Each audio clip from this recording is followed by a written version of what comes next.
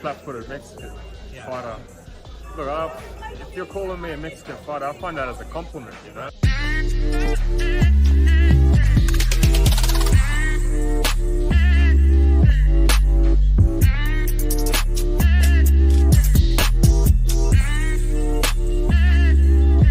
What are you talking about, you know? What do you make of his comments, the Mexican thing? I didn't really understand it.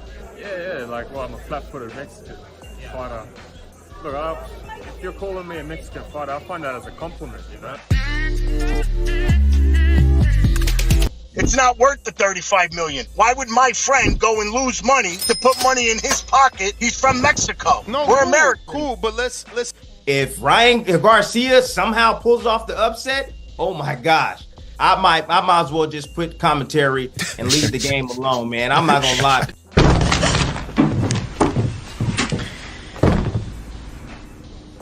Ding dong. Rate my pitch 1 out of 10.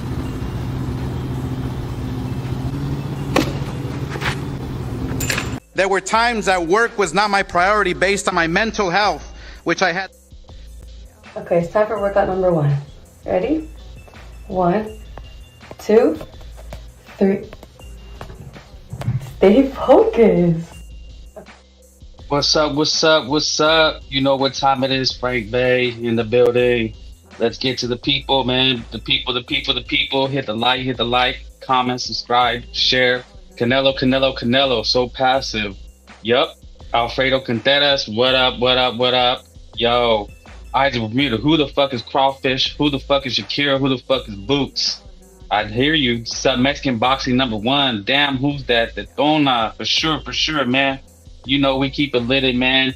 It's getting exciting. You know, late breaking news. Oscar Canelo about to get it in. Yeah, man, you know what? A lot of people, again, same thing happens. You know, boxing hardcores are not excited. I don't know. And then it pops off, man. People are getting hyped for the fight. Same thing happened with Ryan Garcia, Devin Haney. People were ho-hum about it. And then as the fight got closer, things started to heat up. There was pushes, there were shoves. You know, this is what people want to see, man. They want to see a story.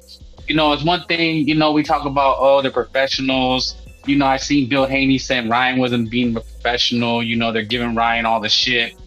Missing weight, he cheated, blah, blah, blah. But you know what, man? It's all about a story, man. People want to see they want to see the beef, you know? And that's why I said, dear Canelo, I hate you. That's not me. But what I'm noticing is that everybody, it's like the entire boxing world is against Canelo Alvarez. He's gone from the GOAT to a hero to a villain again. You know, one thing I noticed about Ryan Garcia, remember Ryan Garcia when he was first coming up, he was you know, people weren't too sure about him. Anyway, hit the link. The link is in the chat. If you guys want to hop on, talk your shit, you know, does this make the fight better? Were you going to buy it already? The Mexican for GG fans are reincarnated Beatus fans. Yeah, man, there's always going to be a new opponent for Canelo Alvarez. But you know what it's about, man? It's about the story. I don't know if you guys seen the gloves off, but one thing I noticed about Canelo Alvarez is that he is a true professional. You know, Canelo Alvarez is Tom Brady. He is Michael Jordan. Now, one thing I've noticed, man, everybody, the entire boxing establishment has turned on Canelo Alvarez because they say he's ducking Benavidez. You know, that's the fight people want to see. And I understand, man. At this point, though, I'm like, you just got to accept it, man. Sometimes, you know, in life, we just have to accept things. People don't like that Ryan Garcia is a big star. I mean, people hate Ryan Garcia. I heard people after Ryan Garcia won that he's a clown. He's still not all that. It's like, okay, but you know what, man? It's about the fans. The fans want Ryan Garcia. The fans want Canelo Alvarez. And it seems like Canelo Alvarez has lost his shine, right? After this, Ryan Garcia has took over the headlines because let's face it, he's not only is he Mexican, but he's Mexican American. And now Americans have a fan they can get behind. You know, American boxing, you know, when we talk about the pay-per-view numbers, when we talk about DAZN, we talk about Showtime leaving, HBO, when we talk, you know, the American market is really where it's at. Now, I know that people say it's a global sport, and yes, it is a global sport, But for the most part, you know, they want to advertise to the Americans when they count the pay-per-views. You know, Canelo Alvarez, they count the American buys. You know, because Canelo Alvarez, you know, gives his fans the fights for free, which is insane. I mean, that's historical if you ask me.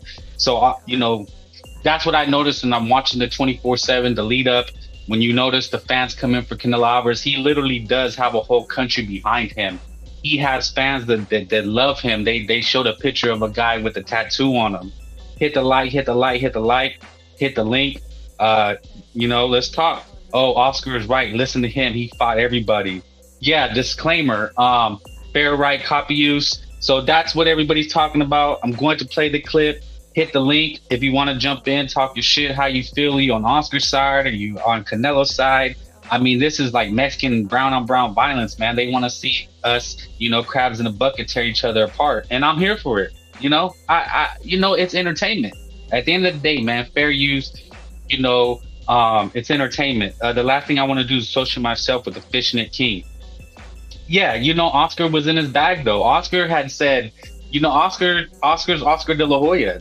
We can't forget who he is and what he did for the sport. I mean, Oscar carried the sport on his back. Oscar De La Hoya made Felix Trinidad. He made Shane Mosley. He made Cloudy. Salute. Who else did he made Floyd Mayweather?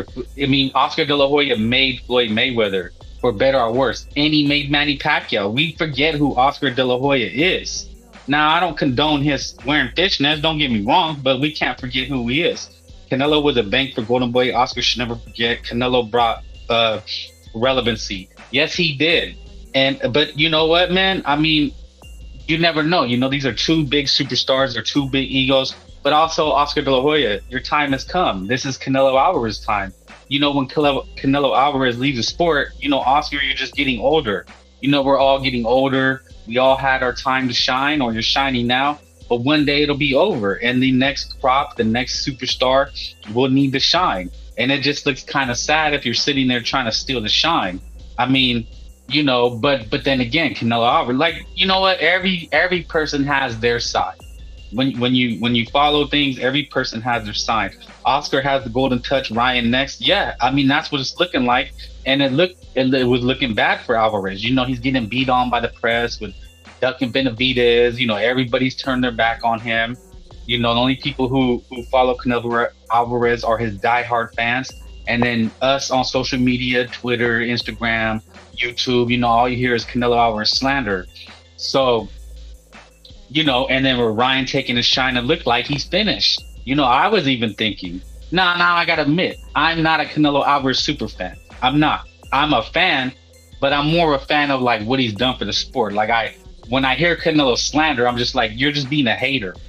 It is. It's like I look at the thumbnail, Dear Canelo, I hate you. I mean, these guys are stands. I mean, it's like, and here's my main topic for the day, and why I even went live. And I'm thinking about it, I'm like, damn, you know, what would people have to talk about? Especially like I'm doing a show, a YouTube show, right? Thank you for tuning in. Earl Stevens, Isaac Bermudez, Cloudy, you know, thank you for the comments. Hit the like, hit the like, hit the like.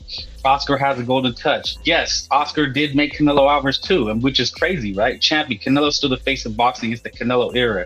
Yes, it is. It is the Canelo era. But if we're being honest, we have to face that it's probably coming. I don't want to say coming to an end, but we're in the twilight, right? We're in the last phase, right? If this is a TV series, we're in the final season, right? If this is the playoffs, if this is sports, we're in the playoffs. Canelo Alvarez is reaching the end of his career, right? He's been in the sport since he was 16.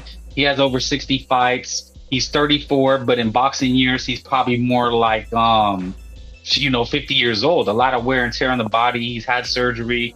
Yes, the last chapters. Yes, thank you. That's even a better way to explain it. We are in the last chapters of Canelo Alvarez. And, say what you want about Oscar De La Hoya, but, he was a champ right out the gate. He turned eyeballs and without getting funny style, his looks helped. He was called the Golden Boy. He did it all, but his looks helped him. He was in Hollywood. He's from LA, so he had all that background. But Oscar had many phases of his career, coming out young, and then he built his career. He fought Chavez, then he faced Trinidad, lost. He took an L. You know, Oscar. Then he beats Fernando Vargas. He's back on top. But you know what? Oscar De La Hoya is still relevant, right? He almost lost Golden Boy. And then, you know, Canelo Alvarez stays with them, saves Golden Boy. They have a tiff. It looks like Oscar De La Hoya is down for the count. And now he's back on top with Ryan Garcia. So Oscar De La Hoya, man, has 9 lives, man. This guy, he stayed relevant. And what I'm saying about Canelo Alvarez is that he's in the last chapters. He's in the twilight of his career. You know, will he be like Oscar and still remain relevant, you know, after his career is over? We're in the second half of Canelo's career. This is the time where it's back-to-back big money fights. Okay, you think it's part 2. You think it's a rebirth rather than a passing of the torch, right? I get what you're saying. Champy, people also hating on Mungia like he isn't top 5 legit contender in Canelo's weight class. Yes, look, man, Jaime Mungia is a dangerous opponent. He is. He just is. And it's for all the factors. Young, undefeated, strong, punches in bunches. Canelo Alvarez, if people say he's slipping, you know, we haven't seen him knock out anybody in a minute. It's been in women. Salute technique, yes. So, you know, there's a lot of factors. El Pachuco, saludos. Yes. There's a lot of factors in it. But yes, Canelo Alvarez is coming to the end of his career, man. I mean, he's 34, but like I said, he might as well be 40, 45 in boxing years, you know, and you never know, man. You know, honestly, any fight could be your last fight. Like we thought Ryan Garcia was done and he's back. I mean, a lot of fighters fizzle out at 28. They're just done. They lose once and they're done. You know, Prince Nassim Hamed, Ricky Hatton, they lost once and they're done. It's very rare that fighters can lose and come back. Like, you have to think, man, each training camp, each fight takes a lot out of you. You know, there's only so many punches. It's like a car, right? Every car has an expiration date, right? There's only so many miles you can beat a car before it just goes kaput. You see what I'm saying? You got to always maintain it, right? And I'm sure, you know, that's one thing about Canelo Alvarez. He's such a consummate professional. He's a Tom Brady. He's a Michael Jordan, all wrapped into one, right? He's an Ali. He's on their level, man. Because what makes you a legend is continually doing it throughout different, you know, while other fighters come and go, this man has stayed on top. Now people hear that and they go, oh, you're a dick sucker. You're a Canelo dick sucker. It's like, no, man, you just recognize what someone is doing. Isaac Bermudez, if anyone else fought Mungia, they would get praised. Imagine Bivol fighting Mungia, guaranteed they would get wet for that. I agree 100,000%. Isaac Bermudez, Crawford Benavidez fight Mungia, they'll go. I said that there's a super fan. Everybody knows who this guy is. He's the biggest Benachichi sucker. You guys know who he is. And you know, salute BDA show. You know, listening yesterday, you know, like and subscribe to BDA, watch his shows, and everybody's going back and forth. But this guy, you know, I said if Mungia fought Benavidez, it could arguably be Benavidez' best opponent. This is the level that Canelo Alvarez is on, right? That you know, Benavidez fought Plant, a Canelo leftover. Mungia had to face Ryder, a Canelo leftover, and that's how they get judged. So, you know, Canelo Alvarez, he holds a certain status in boxing that people hate. They just do. You know, it's arguably insane, you know, but you know what it is, man? I think that's just human nature. Is when you're on top, like if you're the president, right? People are going to hate you. You can be the president of the United States. People are going to hate you. You know, you could be the Pope and people are going to hate you. It is what it is, right? That's life, right? I mean, I do a small boxing show and people hate me, right? It's just human nature. Even in the chat, right? Like people hate you guys, like, oh, you guys are trolls and this and that. I'm like, bro, that's just life, right? When you're on top, you know, you're nothing until you got haters, right? Isn't that what they say? Hopefully we got somebody in the building. The man, the legend, the myth himself. It is Mr. BDA. Welcome, BDA. Thank you. What's up, Frank? Thank you for having me on, man. Oh, yeah, anytime. You're always welcome, BDA. I'm going to need that $30, though. The $30? Oh, yeah, you're right. Yeah, I'm buying my way into your show, man. You're right. Yeah. Nothing comes for free. I know, man. It is what it is, man. So what's up, man? Has this got you even more excited? Are you more wound up? Or are you still on the Crimson Cross? What is that? What do you call it? The Crimson Cross path? The true path of the Crimson Cross. True path. So you remain stoic in the face of everything. The one and only path. That's what it dictates. Am I more excited about this fight now? I gotta tell you, I a little bit, because I don't know if you saw or heard rather that Canelo afterwards he was giving interviews to the press after this little brouhaha, and he's Dan Rafael, Fat Dan asked him, "Are you? I asked you before about whether you wanted to take glee in beating up Mungia in order to indirectly beat up De La Hoya, and you said no. How about now?" And Canelo said, "Yeah. Now I really want to beat Mungia in order to embarrass De La Hoya." So I don't think he's got anything against Mungia, but now he's going to say, "I'm going to fuck up your fighter to get to you." So that's good, because in the last 3 fights, Canelo has sort of failed to scintillate. You know, it used to be, Frank, back in the day, I used to look forward to a Canelo main event. It wasn't the same thing like when Mayweather used to fight. And when I used to buy a Mayweather pay-per-view, you were going to the undercard, and then you were like, "Oh shit, the main event's probably going to suck." But with Canelo, you were going to the undercard, and sometimes the undercard was subpar, but you were like, you were thinking, okay, but at least Canelo's going to bring it the main event. The last couple of fights have been less than stellar, and that's just because he's dominating. But now he's got a guy who's going to bring it. He's got a guy who is a power puncher and an all-action style. So I'm looking forward to a little bit more, because if Canelo says he wants to stop him, and like you said, Canelo's sort of becoming persona non grata here. And like I've said earlier, Usyk has usurped him on the pound-for-pound list. So has Inoue. So has Crawford. They've outshone him, because he's been fighting tough opposition, but he hasn't been fighting pound-for-pound opposition. He's still there in the top pound-for-pound list, but he hasn't been impressing like other people. So I think this is the first step for him to say, "Look, I got a young undefeated fighter here in front of me, and I'm gonna impress now." And then on top of that, this sets up the David Benavidez fight. So, man, I'm looking forward to it. I agree. I agree with pretty much everything you said. I think, yes, we have to be honest. That the Triple G fight, even people who I spoke to said it was boring. John Ryder, I mean, were we really excited for that? No. It just is what it is. He hasn't shown up and shown out like we expect. And if you want people to buy the fights, you gotta give the people something. So I agree, man. Mungia, it's the perfect opponent at the perfect time, right? I would think so. I mean, this is a time to make the fight. You got 2 big Mexicans. We don't usually have Mexicans this size, so it was a given. And this, like I said, this is a nice little preparation for Benavidez, because although Benavidez fights more on the inside than Mungia, who's more of a mid-range fighter, as Jimmy likes to say, he's still a big guy, over 5 feet 11 inches tall, who's a pressure fighter. And I think Canelo's sort of trying to get himself acclimated back to fighting a guy of this style. So it's going to be interesting, man. One thing I did notice, Freddie Roach is saying that Mungia is going for the knockout, but I thought I seen on social media Mungia saying he's actually going to try to box Canelo. That he actually has a plan to outbox Canelo. Did you see that too? I didn't see that, but I wouldn't be surprised if this is all just a bunch of misdirection from Mungia. Although I think he will try to stay long range a little bit, try to maybe get that right hand in. Maybe he'll try to get that big right hand in, but if he does that, I don't think he touches Canelo, man. He needs to get mid-range and launch his combinations. And I know from there he can be hit too, and he probably will be hit, but he's got no choice. Like, look, this guy could not box Gabriel Rosado from the long range. He was getting outboxed in spots against Hogan, against that bald guy.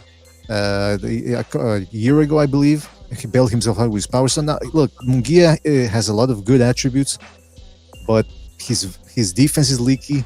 He doesn't have the seasoning of Canelo fighting from long range, outboxing people.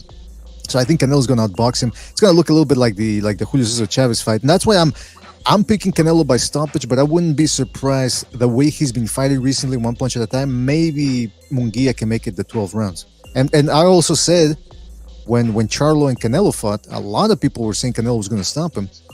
And I said, no, I think Charlo's solid enough, and he's got good legs, and he's going to make it the distance. Me and Gonzalo and I were one of the few people that said decision. But now I'm saying stoppage, while most people are saying decision because they've been hypnotized by Canelo's last performances. But this is the type of fight where Canelo can score a stoppage. You know what I noticed that I was watching your breakdown. Salute BDA. Go to his show. Hit the like. Hit the like. Hit the like. And your technical analysis. I'm like, wait a minute. How are all these people picking decision when it's two Mexicans that are gonna come to fight? I'm thinking it's gonna be Herrera Morales at a higher weight, more exciting, more thudding punches, and people are saying it's gonna go to a decision. So I'm like, I don't know. Some of us are gonna be really wrong. Yeah, absolutely. Anything can happen. I mean, it's hard to predict exactly how the fight goes. I mean, actually, I find that it's easier to predict how the fight goes, but then no matter how it goes, sometimes the guy that you pick to win actually pulls it off despite a tough fight. So I wouldn't be surprised if Mungia does go the decision, but his defense is so leaky. And I think the more he gets hit, like Chavez Jr., for example, the more he got hit, the more he went on the defensive. Mungia doesn't really do that. He doesn't have the. I think when he gets hurt, he tries to bail himself out with his power. So he says, you know what? Let me go at this guy harder. No pun intended. No homo. But Right. I think he will try to. He will try to. The more he gets hit, the more he will try to exchange with Canelo. To put it succinctly. Right, I see that. If Canelo Alvarez just starts picking him apart, he like starts looking silly, he gets hit with some stiff jabs, his head snaps back, then you're saying he goes in for the kill. He starts saying, you know what, fuck this, game plan out the window, let's just go. Absolutely. Yeah, I think there's gonna be some sort of there's not gonna be a compromise. I think Mungia is gonna go in there to do or die, as they like to say. But hey, let me ask you this, man. Yeah. You're talking about whether Canelo's enemy number one. What do you think? Is it because of him being the A side for so long that now that he's declining a little bit in certain respects, that people love to hate on the A side? Do you think that's what it is? A little bit? Yeah, I mean, I noticed the same thing with Tom Brady, right? Everybody hated Tom Brady. Michael Jordan, people loved Michael Jordan, but people hated Kobe Bryant. Yeah, I think it's the first thing is because he's a Mexican and they want an American face of boxing. And then two, just because, you know, he's on top. And this is what I'm saying. Like, what? Okay, because I know you do boxing shows and a lot of people do boxing content. You see the run of the mill, the characters. But what is there really to talk about if there's no Canelo Alvarez? Well, little by little now we're starting to get a little bit more big time content. I mean, you got the heavyweights, you've got Ryan Garcia. But I understand your point is that even look at him now. He's fighting a guy that most people aren't giving a chance to. Even though now we're starting to see the curse of the fight week. Now you're starting to see people picking Mungia because they're starting to feel the excitement, and with the excitement comes a bit of distortion of who they're going to pick, and they're starting to remember, well, nobody gave Ryan Garcia a chance, so I'm going to do the same thing here and hope that I'm right. So there's that component in place here. But you're right, though. Canelo, even like I was trying to say here, he's finding a guy that most people aren't giving him a chance to beat, but you're starting to feel now more hype than you would normally see from other fighters. It is, and that's exactly what it is. I mean, you know, the media gets the fights and all the people pull up. You're seeing, you know, like they show these grand entrances. There's nobody that could do that. You know, I know you pointed to that guy that this guy's becoming famous, hating on Canelo. There's no other fighter in the sport right now that can garner this much attention. You know, it just is what it is. Like, I know we're getting hyped for better be a B-ball, but let's be honest, B-Day, in the long run, is anybody gonna really care? That's a hardcore fight right there. I doubt that the mainstream. I mean, the only reason this fight is happening is because it's happening in Saudi Arabia, and the Saudis are putting up the money. Other than that, they would have to hold it in Europe, and even then, Bivol, when the last time he fought in Russia, although it was before the Canelo fight, so I don't know maybe how it would go now, but nobody really knows who this guy is in Russia. And then Beterbiev lives in Canada. So I don't know if the Russians even know who he is. So I mean, I don't know. I don't know enough about Russian pop culture, but yeah, I mean, that's a fight that the only reason why it's happening is because the Saudis are willing to lose money on it, or not lose money, but whatever. Yeah. I mean, what are you gonna get? Like, I mean, just as far as like Twitter, you know, there's a lot of. I know you're on Twitter. There's a lot of famous people on Twitter. They're gonna talk about it for like 2 days, and then after it's over, it's kind of like, man, it's just gonna disappear. But they're gonna keep talking about Canelo Alvarez, whether you hate him, whether you love him. I mean, I was of the mind like I wasn't even gonna do this live until I seen the Oscar thing because I'm like, I think Ryan overshadowed Canelo. I was already like, why am I even really talking about it and do like 4 lives in a week if everybody just wants to talk about Ryan, you know? Like I was thinking Ryan overshadowed Canelo, and then we see this, I'm like, oh, let's go. Like you can feel the energy shift. Like, okay, all eyes are on Canelo Alvarez again. Right. Yeah. Well, I mean, people can only talk about Ryan Garcia for so long. I mean, what are we going to talk about now? Hey, look at how he was dressed when he met Trump. It's like, nah, man, now it's, we're done. We're done milking it, man. Boxing fans move on, and you're right. Now it's Canelo time. And if Frank, imagine this: if he does the same thing that he did after the Chavez Jr. fight, immediately afterwards, Golovkin, where are you? Imagine he does that, but with Benavidez. And again, some people are going to say, nah, BDA, if they were planning on doing that, somebody would have already leaked the news. They didn't do that with Golovkin back in 2017. So I think they could keep this surprise under wraps. The reason why I don't know if that's going to happen, though, is because, again, I don't think, Rick Glacier said that he doesn't think either Canelo or Benavidez wants to fight. So I'm thinking maybe there's just too much red tape for them to actually go ahead and make that fight. But I don't think either guy is scared of each other. And on Benavidez' side, I've blamed his management more than Benavidez. I don't think Benavidez really... The only blame I place on Benavidez is that I think he's unaware of exactly what's going on. He's being kept in the shadows, as it were. But, hey, who are you picking for Canelo Mungia? What's your prediction? I think I said Canelo by 9th round stoppage. And the only reason I think I have a sneaky suspicion it could be within 3, but I don't want to buy the fight and Jaime gets flattened in round 2. I'm gonna be pissed, like damn. So my heart, like rooting for Ryan, my heart is like I hope it goes 9 rounds so I get a couple shots in and I get to throw some beers back and see him really trade. So I'm saying Canelo. I just can't see it being anything other than a slugfest. And then Canelo's gonna clip him because, like you said, man, Jaime he just throws with his hands down. He throws wide, he throws hard, and his chin is up in the air. It can only go in one way. Yeah, and I think Roach has been working on tightening his defense. I bet you, for sure, they've been working on block, bring your hands up after you punch, move your head while you're punching, don't stay on the straight line, and that type of stuff. But this isn't the fight where you all of a sudden pull it off against an all-time great in Canelo. So I think he's gonna get plastered more or less in this one.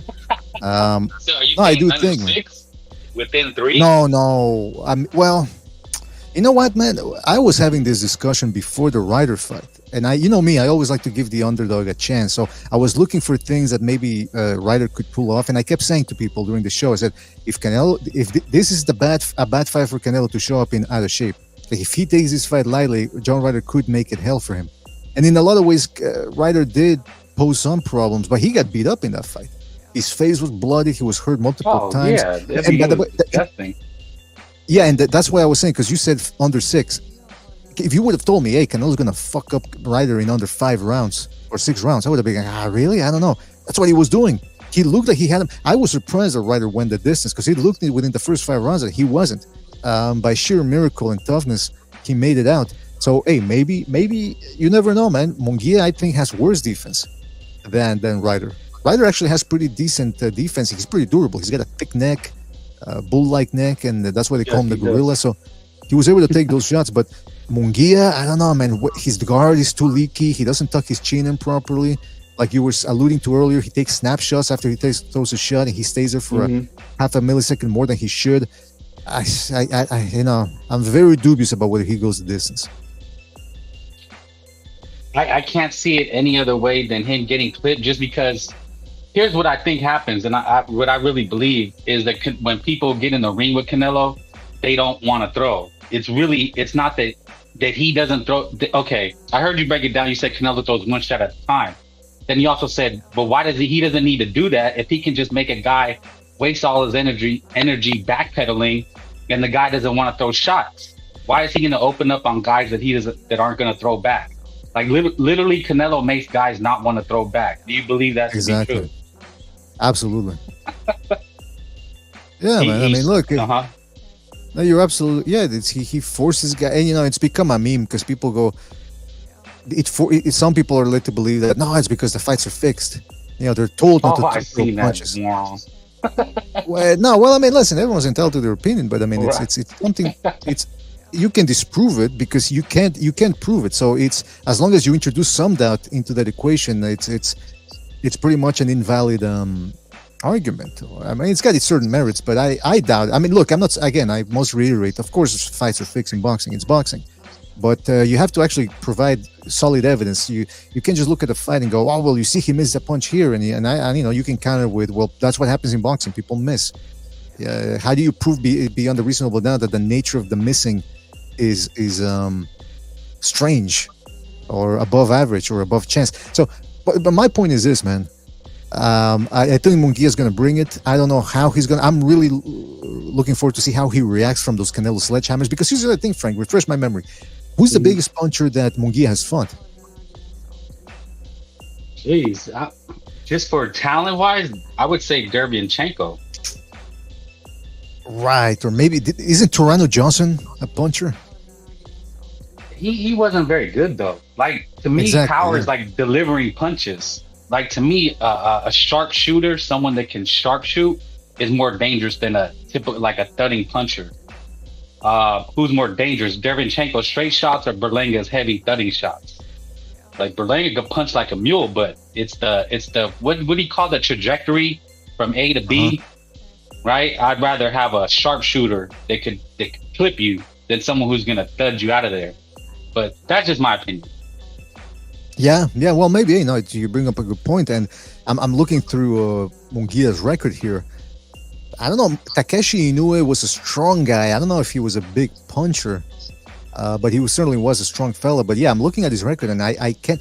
Okay, you know who I'd have to say, man? I think I'd have to say Gabriel Rosado, because I think prior to the Mungia fight, he'd iced Beck the Bully. Mm-hmm. So yeah, with that right hand, and he did drop Sulensky prior to that, and he stopped the Glenn Tapia. And I'm not saying Glenn Tapia had the greatest chin in the world, but the point is that Rosado was working on landing that big right hand. He landed it on Mungia, and Mungia took him, but there was no real world-class follow-up. So what I'm saying is this is hands down the heaviest-handed guy Mungia is going to fight. And normally when he gets hit, he comes right back. But that's against non-punchers. How will he react when he gets hit with these sledgehammers? That's exactly what I'm thinking, because I'm like, if you're like, you guys call him Goro, right? If you look at Mungia, you think he's not, I don't want to say stupid, but like he's probably not the sharpest guy. But I can't see Mungia going in there and trading with Canelo right away. Like he's gonna have to know, like, okay, if I open up, he's gonna clip me. So I don't see him necessarily opening up on Canelo Alvarez right away. Like they're gonna fill each other out. Like Mungia is definitely gonna have to fill him out, and Canelo's gonna have to what would Canelo Alvarez get this guy tired? Maybe shell up, let him punch himself out, and then go to attack. But yeah, Mungia is not gonna. I don't see him going crazy, because like the guys you mentioned, he probably looked at Rosado. I can take his punch. I can just wail on him. The Kellys of the world, I can wail on him. He's not gonna do that with Canelo Alvarez. Yeah, that's a good point, and it makes sense that Mungia would probably maybe try to get Canelo to open up first, because the book on Canelo is that he's not really that comfortable making the first move, and there's a certain degree of truth to that. Although I must say that Canelo really has improved his ability to pressure guys, because if you look back to the Austin Trout fight, he was doing a bad job of pressuring Trout, of cutting the ring off. He actually spent a lot of time on the ropes because he was tired. Now he's really gotten his rhythm down to put pressure on to pressure guys, but while conserving energy, and he's improved in cutting the ring off. So he's made improvements, but he's still a guy that is a natural counterpuncher. So maybe Mungia and his brain trust are thinking, hey, get him to open up, and we can catch him with something big. That's probably the smartest tactic, because what do they say about Canelo? His gas tank. The biggest question mark of Canelo Alvarez, everybody says, is his gas tank. That is probably the ultimate. And what has Canelo Alvarez said? He said it was an injury. I think you mentioned his knees. He's had bad knees, his wrist. The guy's got a lot of miles in him. So I think he's very, and of it, but he's fighting bigger guys too. So he really has to pace himself. Now I'm thinking if I'm Mungia, you know what I do? I just touch him. Pause. I would just work on touching him and trying to win the first 3 rounds. That is the go up, touch him, feint, touch him. And like you said, get Canelo Alvarez really thinking in there. Make him move and then slowly start, tapping a boom, big shot, and then you just build off that. Yeah, that's a good plan. And I do think eventually, though, if it goes that way, I think Mungia is gonna find himself being outboxed from the mid range, and then at some point he's gonna pressure, and that's when he's gonna run into bigger stuff, and we'll see what happens from there. Yeah, I mean, look, I've said this. Canelo needs a highlight reel knockout. He really does. He can't go to another 12-round boring decision. He just can't. I agree. You gotta, this is like I keep saying that this is show business. Boxing is show business. You gotta show us the business. And I gotta tell you, Canelo, by virtue of the fact that he has a bigger fan base than 99% of other boxers out there, has been able to get away with it. But at some point, a 4th straight decision victory, even though he's been dropping guys, but he hasn't been stopping it. People want to see a stoppage. People want to see Mungia on the canvas, bloodied, or on the ropes, his eyes rolling up, staggering, the referee having to hold him up. Maybe his family crying ringside. That's what people want to see, man. It's a bloody sport, and we're bloodthirsty fans. We have to admit it. There's nothing wrong with it. I mean, you get people together, you tell them they're going to see some great action. And I mean, how disappointed were people watching the 3rd Golovkin fight? You spend your money and you're upset. You're like, it was boring. It was boring. I'm sorry, Canelo fans. I'm a Canelo fan, but I have to tell you what people told me. They said it was boring. And he can't, and people thought the Charlo fight was boring. Whether you blame Charlo, people thought it was boring. I mean, can you as a top fighter keep selling fights if they're boring? Exactly. There you go. No, nobody has that ability. I go back to Mayweather Pacquiao. People wanted to see those two fight, and eventually they were forced to because Mayweather wasn't performing well against Maidana, and Pacquiao's pay-per-views against Algieri and Bradley weren't performing that well either. So eventually they said, you know what, we're wasting too much time. Let's just make the fight happen. Finally, after 5 years. And the same thing with Canelo. It's right now this fight should probably perform well at the box office, and obviously at the gate, I believe it's already sold out, unless I'm mistaken. But it's going to do well because it's Mexico versus Mexico. Slugger versus big, strong counterpuncher who is the face of boxing. It's going to sell. But after this, if he fights Mungia, I mean, maybe some people will watch it because Mexico versus Puerto Rico, but for hardcore fans, nah, man, I'm sorry. If that fight happens... You meant Berlanga, yeah. right? Yeah, if they make a Canelo Berlanga, I'm not watching that shit live, man. Like I did against Yildirim. I didn't watch that fight live. It was a waste of time. Why am I going to watch a sure win for Canelo? And I'm glad I didn't watch it live. Fucking Yildirim quitting. I mean, come on, man. So Canelo has to understand that after this, it has to be Benavidez, man. The only way he doesn't get criticism is if he fights Crawford. But it's got to be one of those. Yeah, you know what? That's how I feel too. I mean, you know, you can only defend them to a certain point. You know what I mean? That's with anybody, right? If your friend just keeps dating the same stupid girl over and over, like how many times can you defend your friend, right?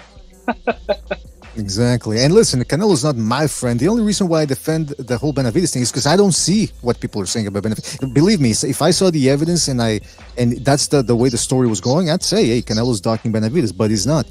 But because of that, you know, people have a linear way of thinking, and they've got the concentration span of a goldfish. So they go, as soon as you disagree with them, you're a Canelo fanboy. That's the binary thinking that you see on the internet. It's either you're a Canelo fanboy or you're a Canelo hater. There's no in between, right, which is disgusting. I agree. Salute Sergeant Blaze. Did Frankie say Canelo's boring? No, I didn't say Canelo's boring. I'm just saying what people told me. I just got to be honest. People said they were bored with the last fight, and it's just bad for boxing. It's just like what Ryan did. It was good for boxing. You know, if Mungia won, it would shock the boxing world. I think it would be I don't know if it's good for boxing, but it would definitely shake things up and get people excited. What do you think a Mungia win would be for boxing, BDA? I mean, you know a lot about boxing, so prepare the people. Well, I give off the impression that I know a lot about boxing. But I'll tell you this, man: if he wins, if he beats Canelo, he's in a great position to take the mantle of box office success. Maybe not to the degree of Canelo, but more than if, say, Charlo would have beaten Canelo or John Ryder. Like if those guys would have beaten Canelo, they don't become instant stars. Right. Mungia does have a larger or a more of a possibility of him getting that shot or that mantle. Again, he wouldn't necessarily be that Canelo, but more than most fighters because of he's from Mexico. He's got a slugging style. I think a lot of Mexican fans would warm up to him and go, "Whoa, this guy's the real deal." Blah blah blah. And that's what a win would mean for boxing, because he's a young guy who brings it. Even though there's a lot of criticism about his performances and his lack of technique and his flaws and so on, but hey, Gatti was a flawed guy, and look at the love that people showed for him. So imagine if Mungia pulls off the win here. Yeah, that's interesting. There was a caller of yours yesterday that he was talking about his dad loved. Do you remember that guy? He said his dad, he wanted you to call him Maximus. Yeah, Maximus, about the Golovkin thing. Yeah, I think, and he said, was it him that said he doesn't want to see Mungia beat Canelo because Mungia is too beatable? And I understood what he said. Do you remember that guy? Is that a different guy or? I think that was the same guy. Yeah. But it makes sense, right? It's like we love Canelo the same reason we hate him.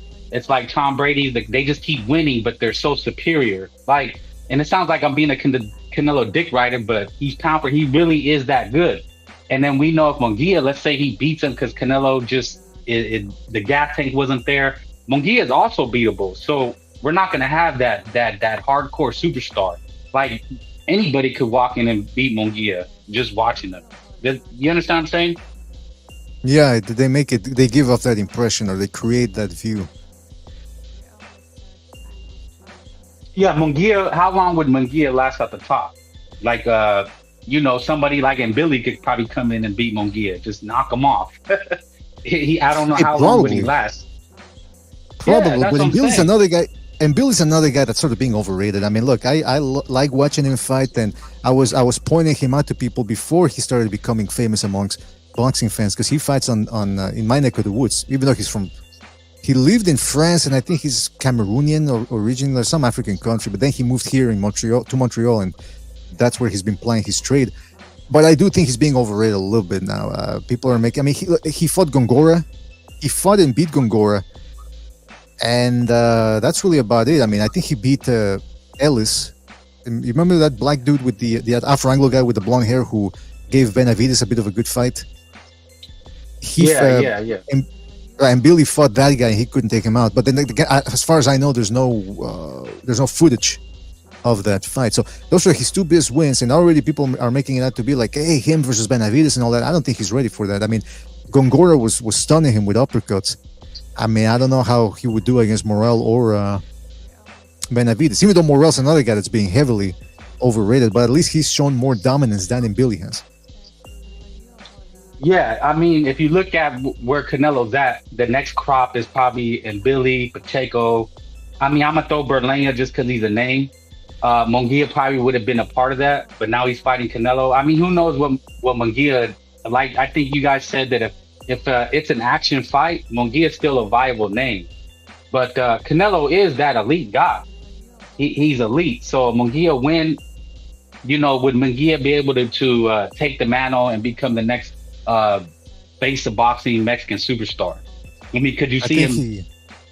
I think he would. Like I said, I think he could to a certain extent, but I don't think he could fully take away Canelo's mantle. But like I said, he has more chance. He has a chance to take away a bigger share of that pie than, say, Mosley when he beat De La Hoya, because he beat De La Hoya twice, even though the rematch was contentious. But he never came close to being as famous as De La Hoya. The most he got out of beating De La Hoya was that it made him a strong B-side in the event that he fought a guy like Mayweather or Cotto. But other than that, that's the most he could take away from that. Yeah, I think he still had to fight tough fights. Like, he still had to fight Vernon Forrest. He had to fight Linky Wright. that's what people get mad at Canelo, right? Like and the A side is that even if they lose, they still can get big fights. They still can fight mediocre opponents. But a guy like Mosley, yeah, he beat De La Hoya. He's a B side, but he still has to fight the top guys to keep his name out there. Exactly. Yeah, and then just beating the A side doesn't make you the A side, and I think that's something that fans have to remember. But it's interesting too. You mentioned about whether Mungia win or lose. As long as he puts on a good performance, he comes out the winner. If he puts on a good performance and loses, he still comes out perhaps with more clout or higher Q rating. And if he goes in there and sheds the bed, like Jermell Charlo, Jermell Charlo, yeah, Jermell, because like Bucho said, Jermell Charlo goes in there against Canelo, runs around the ring. He's content with going 12 rounds and fighting in the ass style. And then he goes, yeah, I'm happy, and then he disappears. Like Bucho said, this guy disappears and he's making, he gives us the impression to fans that he's thinking, hey, guys, now you're waiting for my return. Don't worry, guys, I'm going to come back. And we're like, well, we don't care if you come back after that performance. You hurt yourself with that performance. But Mungia, I don't think he fights any other way in which the one that he combats in, which is come forward and try to bail himself out with his power. So I don't think, I'd be very surprised if he pulls a Charlo. I mean, look at Gotti Mayweather, right? I mean, Mayweather put on like one of the beatings of the century, and he just embarrassed that Gotti. And then Gotti comes back to have a stellar career. Like, it actually helped him some weird way. Not saying Canelo's gonna throw six right hooks on Mungia like that, but if Mungia fights a terrific fight, what I could see happening is Mungia get a big fight against Berlanga. He could fight Benavidez. He would still be right there. Still make some excellent paydays. Absolutely, and that's something that I think that's why the Haneys are so worried now, because he was a boring guy with a fake fan base for the most part. And now that he's lost, you think people care about? I mean, people didn't care when he was winning. Why would they care? Now that's the type of fighter that a loss may hurt him, although not as much as people make it out to be. Because again, these American fighters, for the most part, tend to be terrified of losing that. I lost my now nobody's gonna win. Believe me, a loss is not the end of the world. Well, that's interesting because when I woke up this morning, one of my first thoughts was can I mention something? Go ahead. Yeah, go ahead. You there? Sorry, there was a big delay there. Okay, can you hear me now? Yeah, I can hear you. Okay, go ahead. What were you gonna say? I was gonna mention the De La Hoya thing because he called out Canelo today and said, "Hey, you got caught cheating." But then I'm thinking, okay, well, wait a minute. Let me just refresh my memory here. What did De La Hoya, who was Canelo's promoter at the time, say? And I posted it on the Discord earlier, and I think I still have it here. Hold on a second. This is what De La Hoya said after Canelo's PED test. That this was clenbuterol. That was in the meat, he said, in tainted meat. So look, everybody in Mexico knows about the big problem they have with clenbuterol in their meat. And in Mexico, he's a bigger star than ever, De La Hoya said. So I think his career will be tainted. I don't think his career will be tainted whatsoever. I think once he beats Golovkin in spectacular fashion, then people will forget about it here in the States. That's what he said. So which one is it, Oscar? I mean, was it a false test or was it? That makes him look bad. I was sort of enjoying the back and forth between him and Canelo. I was like, hey, now De La Hoya's making it interesting. But in the long run, he kind of looks like a hypocrite.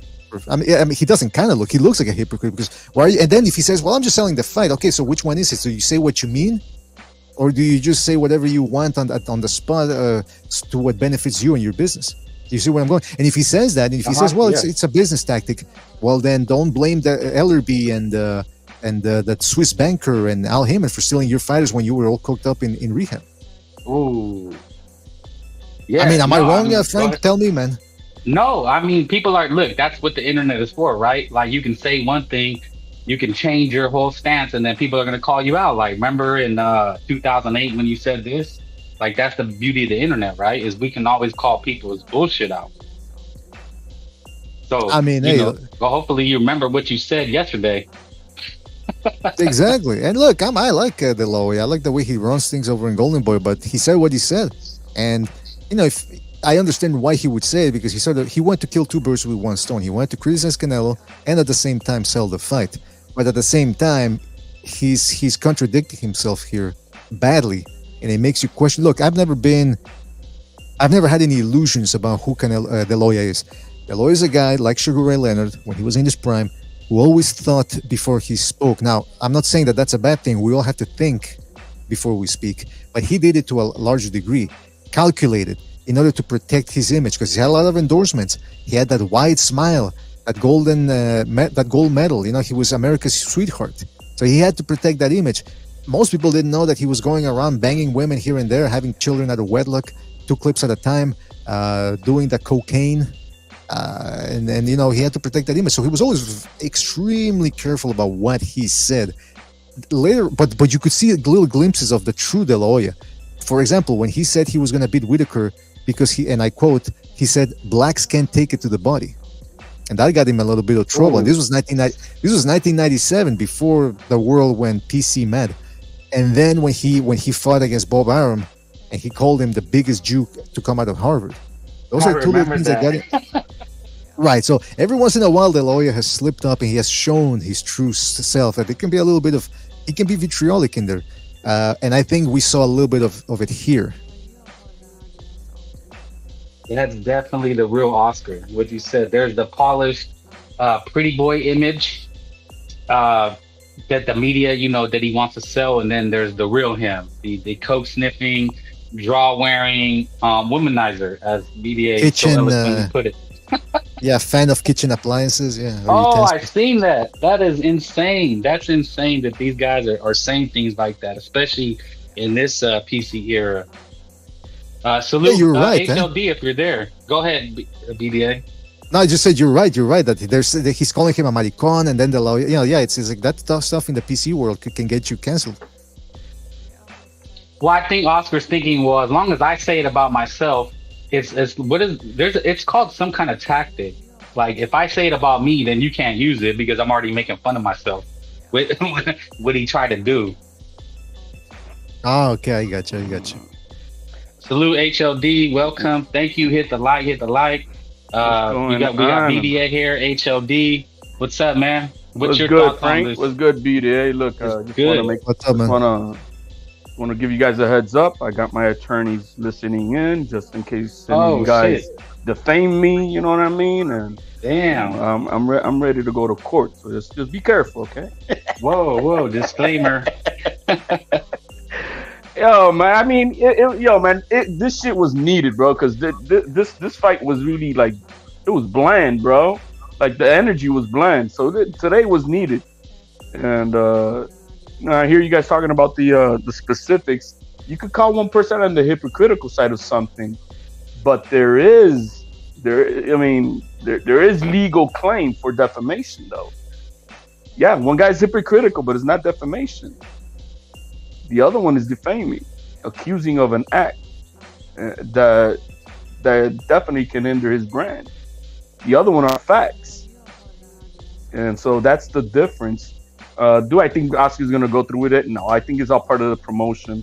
If you look at the scene when Oscar started talking, at that moment the two guys slowly got into view right behind Canelo. Because they knew something, they were going to make a scene, if you will. So I think it's all part of the promotion. Yes, there's bad blood, but they're using it at the same time. So it's a little bit of truth and a little bit of truth and scripted shit. So it is what it is, but it was needed. I liked it. I don't have no problems with it at all. They needed this, bro, because Mungia is very quiet. Canelo's very respectful to him. So I'm good with it. But they're both right and they're both wrong in their own way. So it's not for me to say who's totally right and who's totally wrong. It is what it is. Well, you got your opinion, right? Like I see a lot of people on social media. Look, man, Canelo has super fans. They're like, fuck De La Hoya. He is what, he's sticking spoons up his butt. Like, damn. And then there's people that they hate Canelo Alvarez and like, Canelo made you. You ain't shit. So it's like, yeah, it's kind of, it's WWE shit, bro. You know what I mean? NWA, everybody's picking their sides. Me, because I'm not a hardcore fan of either or. You know what I mean? It is what it is. It was just fun. It was fun hearing some Spanish cussing, bro. I certainly wasn't expecting it. I thought it was going to be a boring. That's why I wasn't even watching it live, because I thought it was going to be, Mungia saying how happy he was to be there, Canelo thanking everybody for being there, and then I see on the Discord that Canelo walked up to De La Hoya and almost socked him. I said, "Whoa." That's how I didn't even pay attention to it myself either. If it wasn't for the timeline on Twitter, I wouldn't have then gone back to watch it in its entirety, because I wasn't paying attention to it. So yeah, hey, do you I guys did the think? same. You guys think De La Hoya, maybe some of a little bit of Ryan Garcia rubbed off on De La Hoya? He said, "You know what? I got to really pump this up." I think they know the script of boxing. You need some of this, when things like, look, Ryan Garcia actually, he sucked the air out of all of boxing, bro. That kid, we're still talking about Ryan Garcia 2 weeks later. So this kid has taken the spotlight away from Canelo and his fight, and so this was needed to start something, a new timeline of some bullshit, because it was a boring promotion. I mean, all we seen is two piñatas, I think, and that's it, right? So I mean, shit, Exactly. PBC, man, they suck. So I mean, it is what it is. Is it a great fight? It's going to be a fun fight, I think. It's more of a family event on the weekend for this weekend. So, regardless of how it turns out, it's going to be it's going to be good for everybody to watch. Hey Frank, are you going to invite people over for this fight again, or? Well, I got something to do, so it's probably I'm just gonna be home. I gotta go somewhere after, so I'm not gonna have people. I'm gonna be watching at home. But I'm gonna have maybe one or two people, not a big fight party. I'm just gonna be drinking a lot. That's because it's Cinco de Mayo. It's exactly. This just adds to the weekend. That's what it does for me. Like I mean, it's already a big holiday, right? Well, right. A Mexican holiday, and this is traditionally, it was. Hey, man. Chavez. Us Puerto Ricans celebrated too with you guys, man. Well, yeah. I mean, hey. When white people go to get their guacamole, it's a holiday now. It's an official American holiday. The supermarkets are promoting it now. Yeah, they're making a killing. This was De La Hoya's day. Then it became Floyd Mayweather's day. This was Floyd Mayweather's date, and now it's Canelo Alvarez's date. And I think the UFC was trying to take over the date last year. Well, they took over. Remember, Canelo didn't fight on September 16th. They actually moved him off the date. So, they needed this Mexican rivalry for this date. So I think it's going to be super exciting. Well, how about you, BDA? You going to the bar and cause some ruckus? Now, unfortunately, here in Montreal, like I've said it before, the one and only bar that was a Fight Fans bar closed down during the pandemic. So there's no real. I mean, I don't even know if there's other bars. Like all we have are these high-end sports bars, with the 16,000 TV screens, and they prefer to show basketball and all that. So right now the playoffs are starting or already started. So I don't know if they're going to show the fight. I might I think my plan is just watch it at home, be ready for if anything happens, an upset or whatever. And that way, maybe I can go live right afterwards. Yeah, I agree with HLD. It did seem, and I think even BDA, you said it, it just seemed kind of mundane. Because Ryan really did overshadow it. That was my feelings, was like, man, he really take the shine away from Canelo. And then it rekindled the magic. Right. It needed something, I tell you that much. It definitely needed something. I think what's to expect this weekend is, I wouldn't just be surprised if we see a steady decline in Canelo. I think he's gonna win, but I do foresee that you can see. Wouldn't be surprised to see a more decline of the aging lion this weekend. Yeah, maybe, man. You never know. And that's the interesting thing, though. We've got a loaded month and a half coming up, because after this, next week there's I think it's Navarrete fighting on ESPN. No, it's Lomachenko. Monster Yeah. Inoue and Neri. Oh well, yeah, that's another one. Yeah, that's the other that we got Inoue on Tuesday. Then Lomachenko fights on Saturday. Then the next Saturday, the 18th, we've got Usyk versus Fury, provided that Fury doesn't get injured again or whatever happens. And then in the beginning of June, we got the Bivol Beterbiev fight. I mean, that's not one for the casuals, but for us boxing fans, that's a 50-50 mega event right there. And then not long thereafter, hey, maybe you never know, potential upset between Frank Martin and what's his name, Tank Davis on June the 15th. So when is the Loma fight? It's on not this Saturday, the next. The next Saturday, May 11th. And then Navarrete is fighting when? May 18th. Wow, man, we got a loaded month, man. Great. It is. But the thing, Canelo, this is still the big event, which is crazy that this is still, those other fights are great fights, right? But as far as it crossing over, right, getting casuals, now I know everybody hates the casuals, but you really do need it to get, eyes on the sport.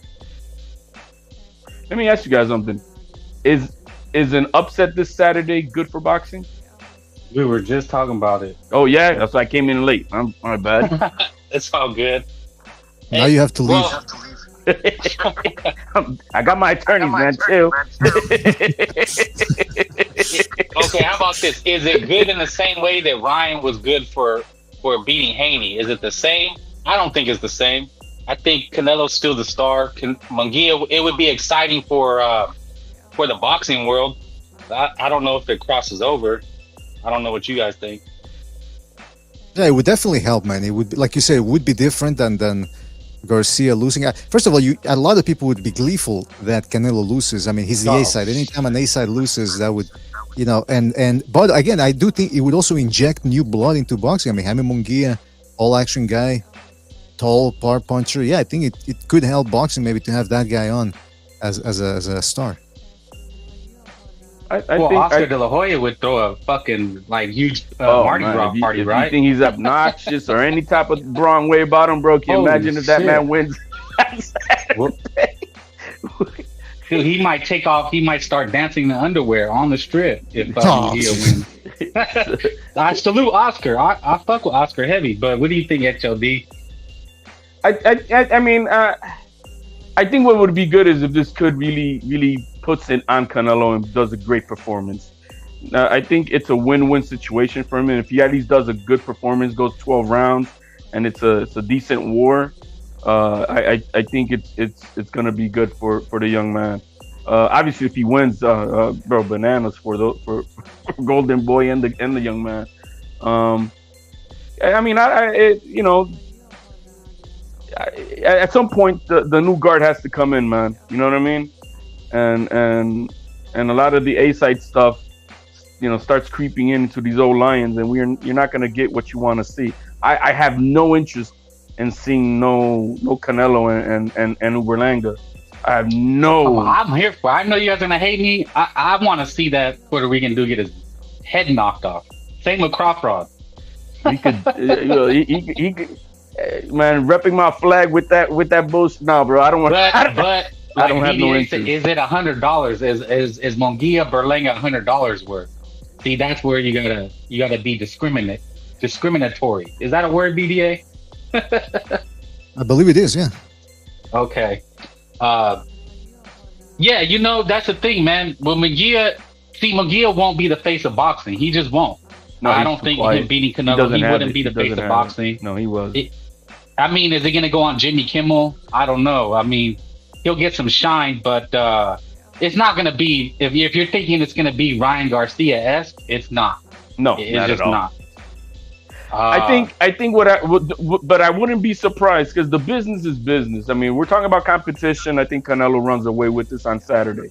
But if you're talking about business-wise and where Canelo's at right now in his career, where look, there's really, outside of Benavidez, there's really nothing else for him.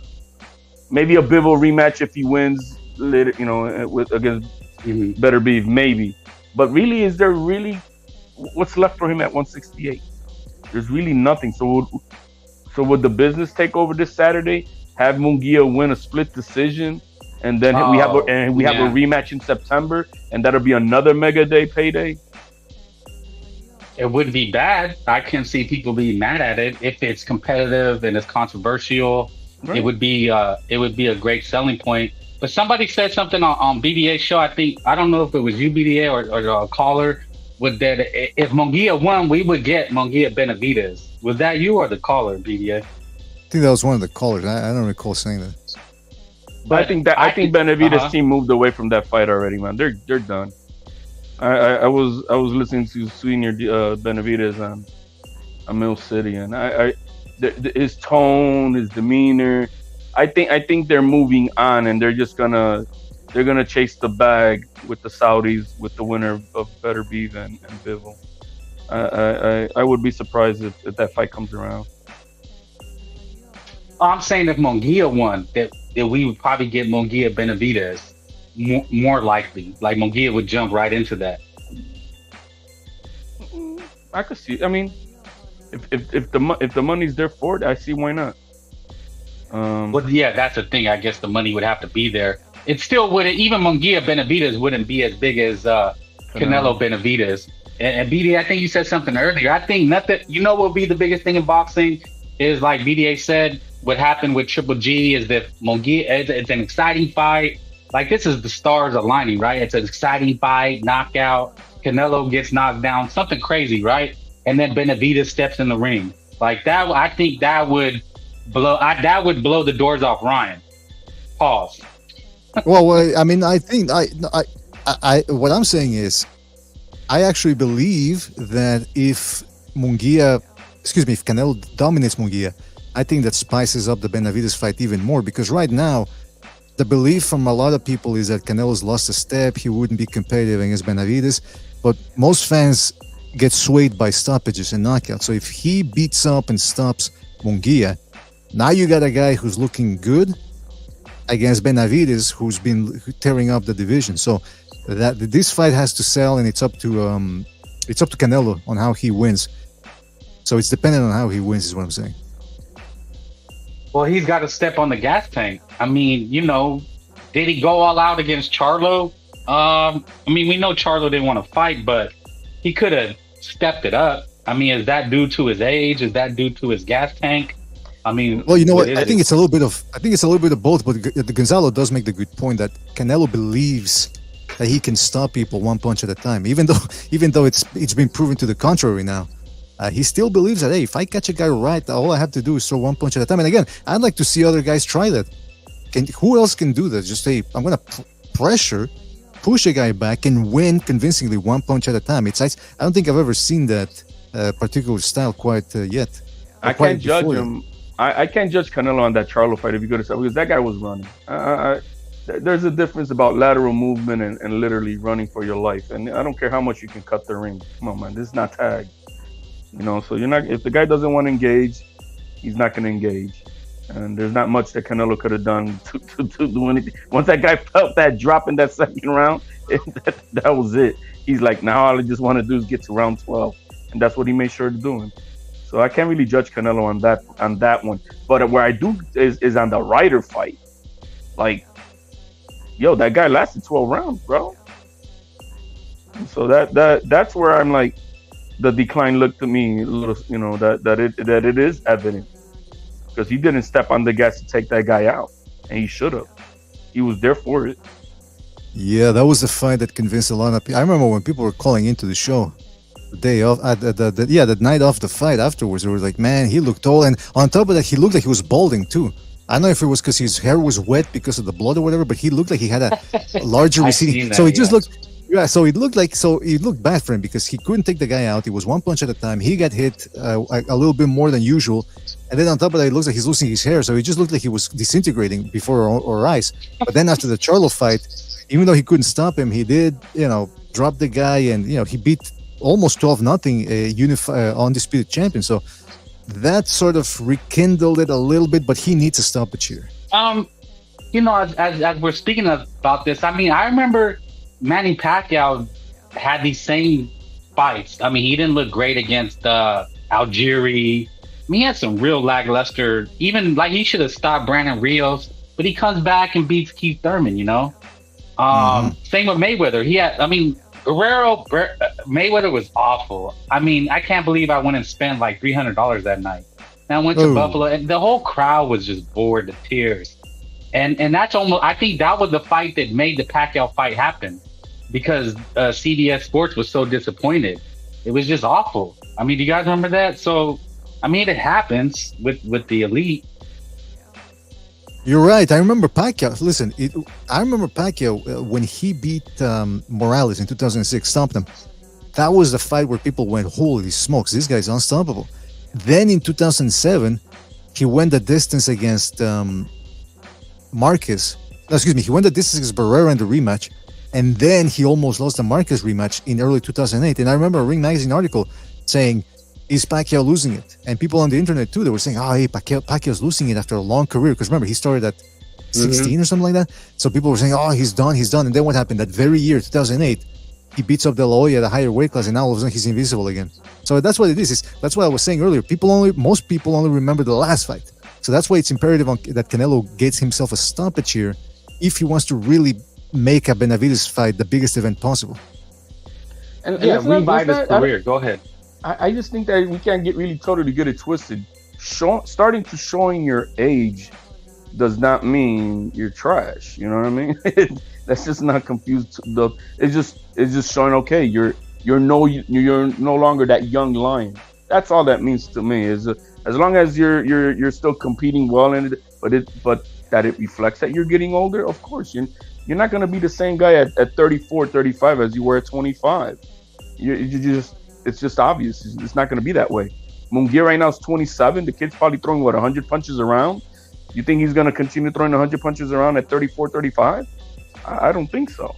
So you're going to see those differences, but it doesn't mean that Canelo is totally on his way out. But you can start just to see the decline. That's all it means to me. The guy's still going to be a phenomenal fighter. I think it is. We're hoping it gets hope that it's a revival. It's a rebirth rather than a bowing out. Yeah, I don't know. I don't know if we get younger as we get older, man. Well, you can have phases of your career. Well, you know, Oscar had different phases. You know, like I remember the Fernando Vargas fight kind of rebirthed him. It made him brand new again. Which this Canelo fight and Mungia could do the same thing for Canelo's career. Is kind of get, like what we're saying, get the fans back. Like, oh, okay, damn, he's back. Like, that's all it takes. A spectacular knockout and everybody's back on the Canelo train. You know, that's going to happen. That's another good example because after De La Hoya, who did he beat? So 2001, he stopped Gatti and he fought Castillejo. It was lackluster. Yeah. That was awful. And, people were saying, he can't hit. He's got no power, 154. And then he comes in against Vargas and knocks him out. You're right. That's a good example. Then all of a sudden, he's back. Right. And it's a revival, a second or third career again, you know, just kind of, you know, you gotta jumpstart the train again, jumpstart the motion. You know, you got to get the fans back on your side. And right now, everybody's turned their back against him and they're preying on his downfall. Like you said, if the happiest people will be the Canelo haters. They would love a Mungia upset. Absolutely. You see it online, but it's crazy, man. You see a lot of Mungia bandwagon guys, bro. And Oscar De La Hoya, bro, they're like, yeah, Oscar De La Hoya got him, cooked him. I'm like, what the hell are you guys talking about? And Oscar's lucky Ryan won. I mean, Oscar's, you know, he's riding high after Ryan win. He's probably, you know, feeling himself. So he's like, fuck it, I'm going to go all in. Like, this guy can't touch me. Oscar's funny, man. He's actually a funny guy if you think about it. He's good for I agree, man, yeah. He's good for the story. Yeah, if you don't take him too seriously, you know, he's a character. With the Rolly thing, when he made that Rolly clip, he's like, fuck you, Rolly, you dumbass. I thought that was hilarious. I'm surprised that Ryan Garcia, well, no, not totally surprised because he's friends with Canelo still, I guess, and I don't know. These guys are like housewives, right? They're all fucking housewives of boxing. They really need to do a show, Housewives of Boxing, because these guys are just like cats, right? They're just meow. Get out of my way. Yo, but Oscar knew where to kick Canelo in the balls because he knew where to trigger him with the failed drug test. That really, and that's always gonna trigger Canelo. Anywhere he goes, that's always gonna be a thing with him that they're gonna always use against him. And that's what triggered him, I think, big time when he said that, bro. Yeah, because he worked with him for a long time, so he knows. He probably heard Canelo complaining about certain things, like, "Oh, I hate it when people say this or that," and so now Canelo De La Hoya. Oscar afterwards aired some dirty laundry about his surgeries. About Canelo having shoulder surgery and knee surgery. And Oscar says he has more in the bag. He says he said he has more. So that's why he's gonna drop some more. Silk pajamas, having surgeries. I mean, how motivated is he? And he aired out I didn't know about I knew about the knee surgery, but I didn't know about the shoulder surgery. Yeah, man. I mean, go ahead. What'd you say? He's a what? A clout chaser. Well, he's a promoter. I mean, yeah. Well, but he has that kind of like arrogance, cocky. Like he wants to be in the spotlight. Yeah. Oh yeah. Well, he's fighting for the livelihood of his company to still be relevant. And so that, I mean, if you're in his position, you're gonna do whatever it takes to have your name in the forefront, whether it's good and bad. That's what he's trying to do. And God forbid, bro, this man wins on Saturday. Shit. Oh my goodness. And PBC's on their way out, man, with their Renaissance fighters. I mean, I wouldn't be surprised if that company folds and the Excellency dude buys them at 20 cents on the dollar, because that you just saw they just rented all their fighters. So if that company folds and Oscar wins on Saturday. Did they say Mungia is like, what is he, plus 800? He's a heavy underdog too? I thought he was a plus 400. Oh, he's only plus 400? That's what I thought. Yeah, I'm pretty sure the odds are gonna tighten a little bit, maybe, come fight night. I'm surprised. Mungia he has a lot of fans. I mean, they did. Well, I don't know if they're all there for Canelo, but it looks like people are reporting that he has a large fan base turning up. He does have a fan base. The Mexican fan base supports the young man, and he's a good kid. You know what I mean? He's like Pitbull. He's a good dude, respectful, humble, but and the Mexican community, backs him 100. I predict a lot of crowd fights. When you're watching the fights, you see people look, they're just like, ooh. People are just gonna be chunking them in the stands. All those drunk Mexicans, gonna be going crazy. We're gonna see some bottles. Yeah, I expect so. Look, I do expect a couple of some chingazos in the crowd. I definitely expect a little bit. Yeah, the way is going to be crazy. I mean, look, they're saying Canelo is not what he is, but he's still selling out. And I think the pay-per-view, does it do better than Ryan? Well, we haven't got the official numbers from the Ryan. It was supposed to come out, yesterday or today? They said Eric Gomez said 10 days afterwards. And we haven't gotten it. They're playing the PBC game where, hey, could have done this or he could have done that. We don't know. You don't know. Yeah.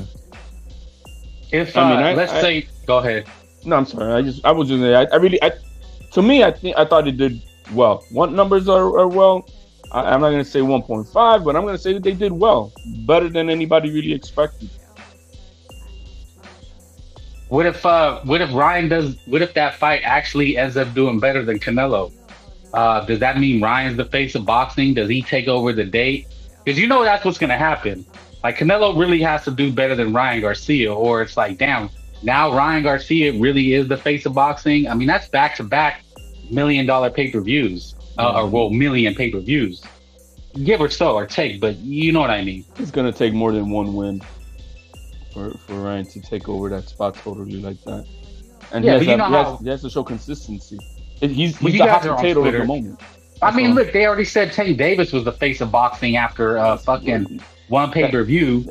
So if Canelo, because I think Canelo did like 600K versus Charlo, Is Those are that what it biased did? takes, man. That's not realistic. That's not an objective view take. That's all. That's like the GOAT calling, Clarissa Shield calling herself the GOAT. You can't call yourself something that someone else has to call. You know what I mean? And it's still bro. The dude pulled up in a Bugatti. Like, what the fuck? Yeah, and it's like we're wearing a world's best dad shirt, right? You know? The fuck? You know, people today, it's the identity crowd, man. I'm a lady. But You just for conversation's sake, because like B-Day, you do shows you're on social media.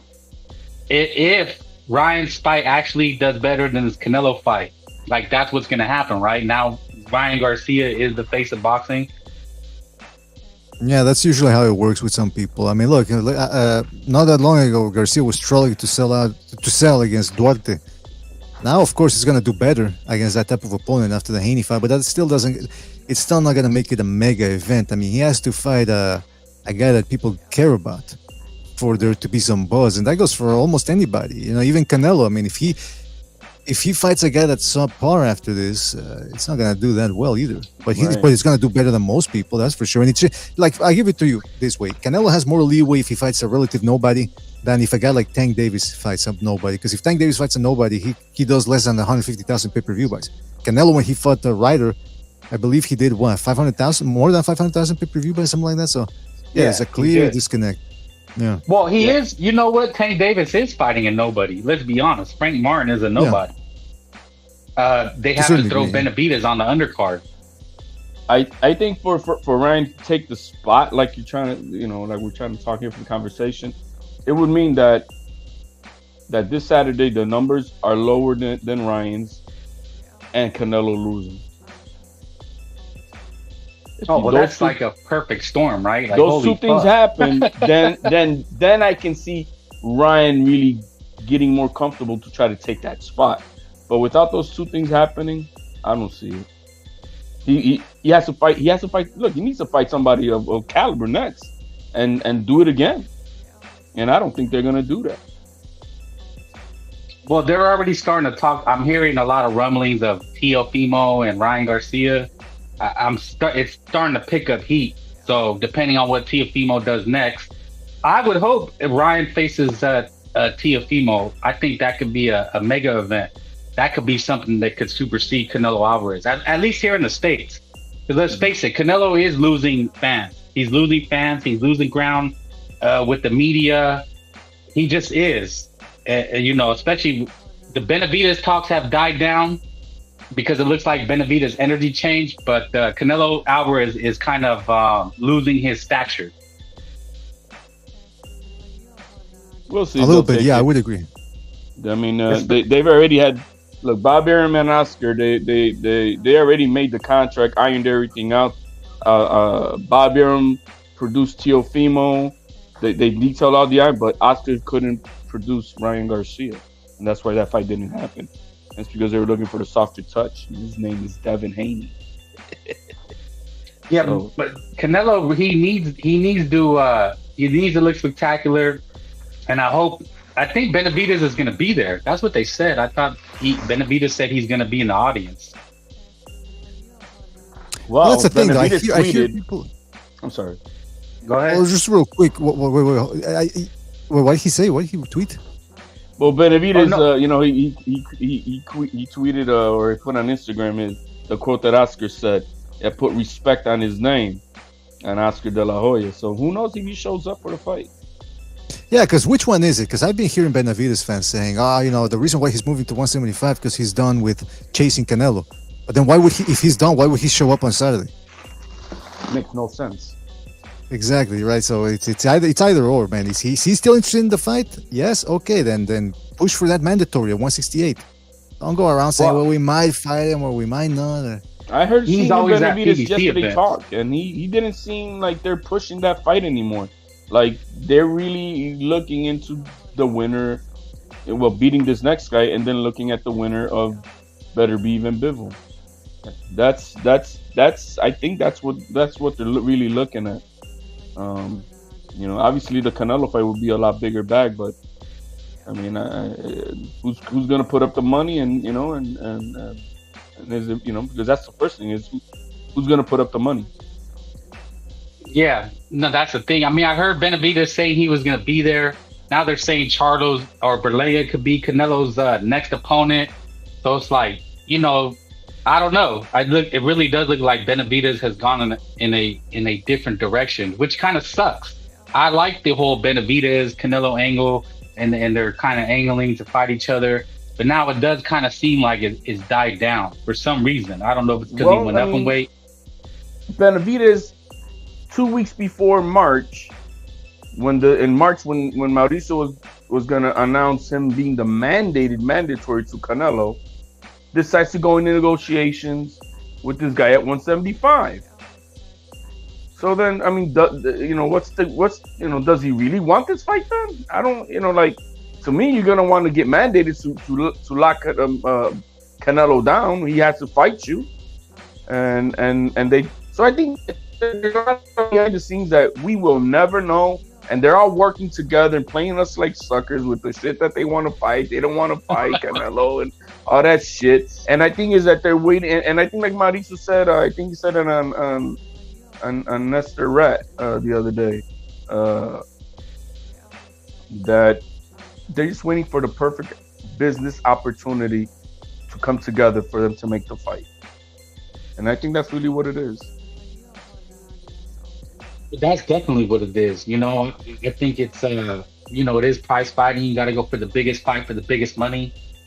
Benavidez went up to go fight Gvozdyk, which is for an interim title, and he's saying he's going to angle for better be a B-Vol, but I could see a situation where somehow, some way that fight doesn't happen, and then the winner of that fight is going to relinquish the belts and he gets a vacant title. So, we may have to wait for Benavidez to make a big fight. I mean, I just don't see him risking it. I think he's still going to wait in the shadows for Canelo. But even Canelo Alvarez, man, like, what's he going to do next? Let me ask you guys something. Because I hear you're talking about Mungia, but it don't sound like we're giving him a reasonable chance to win. Like, BDA and HLD, you think he can win? Like, just flat out, you think he can win? I have to see something from Mungia, which I haven't seen before. And that's the type of skill set and discipline that a fighter like Bivol has, can he do it? I mean, if he's disciplined to do it, but I have never seen that type of style of fight from that young man, and so to me, that's why I don't have him winning. I would have to see something that I've never seen before, and that's why I want 20% chance. I mean, maybe. So not realistically, you don't think he can win? Mm-mm. I think he can wobble him a bunch of times. It's a war. He wobbles him a bunch of times throughout different rounds, and that's enough to maybe get him a close decision. I could see that happening, especially if Canelo's past it. But again, there's just too many. The more ifs you add to the equation of whether an underdog can pull off the win, the less the chances of it happening are. Because there's a lot of ifs with Mungia. He has to fix those glaring defensive flaws. He has to increase his accuracy. He has to have a good chin, which again we've seen Rosado stun him. So how's he going to react to Canelo's sledgehammer? So you can start seeing that there's a lot of ifs in there that he has to correct, and therefore it makes him the underdog. Can't put my money on ifs. Exactly, yeah. Because that's the thing. When have you if wobble Canelo? I don't see that. I can see Canelo being slower and getting maybe touched up, but wobble Canelo? No. I mean, I'll tell you why. Go ahead. I'll tell you why he can wobble Canelo, because Canelo does a very good job of tucking the chin and then blocking it, but he leaves his temples open because he's confident that he can evade those shots. But if you saw when Mungia fought Davidchenko, and Davidchenko has a good chin. I mean, he took a wallop from Golovkin, went down and got back up and never went down again. The guy's got a Frankenstein monster time head. And Mungia hit him on the top of the temple with a left hook that he didn't even load up on it. He just uncorked it quickly, and he wobbled the shit out of him. So, let's not forget, chins are one thing, temple shots are another. You can't train the temple. You can't build up muscle around it or anything. So if he hits him there properly, there's a chance that he could wobble him. A good chance. I mean, shit, when was the last time we seen Canelo Alvarez hurt? I mean, has anybody even been able to hurt him? Cotto's brother? Yeah, and what was that? That was a temple shot, right? Oh, man, I can't remember right off the bat. Well, that's what we're talking about. He really doesn't leave himself out. He really doesn't leave himself to be hurt because he's tight defense, one punch at a time. He's not in a position to get countered where he gets clipped or something. That man ate Right. Triple G's best punch, and he didn't flinch, bro. Although I thought I seen Triple G stun him in the third fight. There was a couple instances where he looked like he took that breath like poof, like like woof. I thought I seen that. Did you guys see that?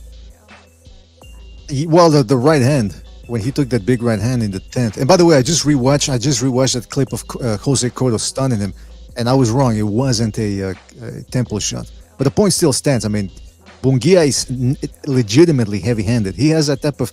The punches aren't necessarily quick or fast, but evidently he's got some sort of blunt power in there that if he hits you properly in the temple, he could cause problems.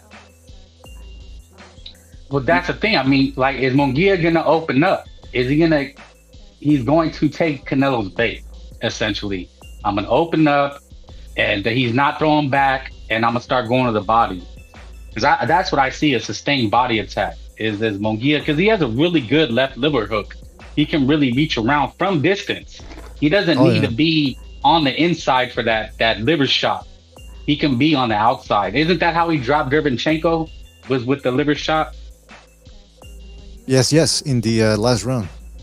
And he can throw from distance. Like, he doesn't have to be like Chavez, like digging. He can throw it from kind of a longer range and catch you. Sort of like Ryan. Not as fast, but it's a thudding shot. I agree, man. It's a dangerous puncher. But again, that's his ace in the hole here. He has to let his hands go. He doesn't let his hands go, he's gonna get beat up either way. So it's one of those fights that he might as well go for it. You think he's gonna average his 50, 60 punches around is his average? You think he's gonna stay up on that average versus Canelo? I don't know, man. Because if Canelo holds the center of the ring and starts backing him up, I think it will decrease Mungia's activity. But if Canelo gets put on the ropes, then it's gonna give Mungia chances to try to tee off on him. Yeah, that's what I see happening.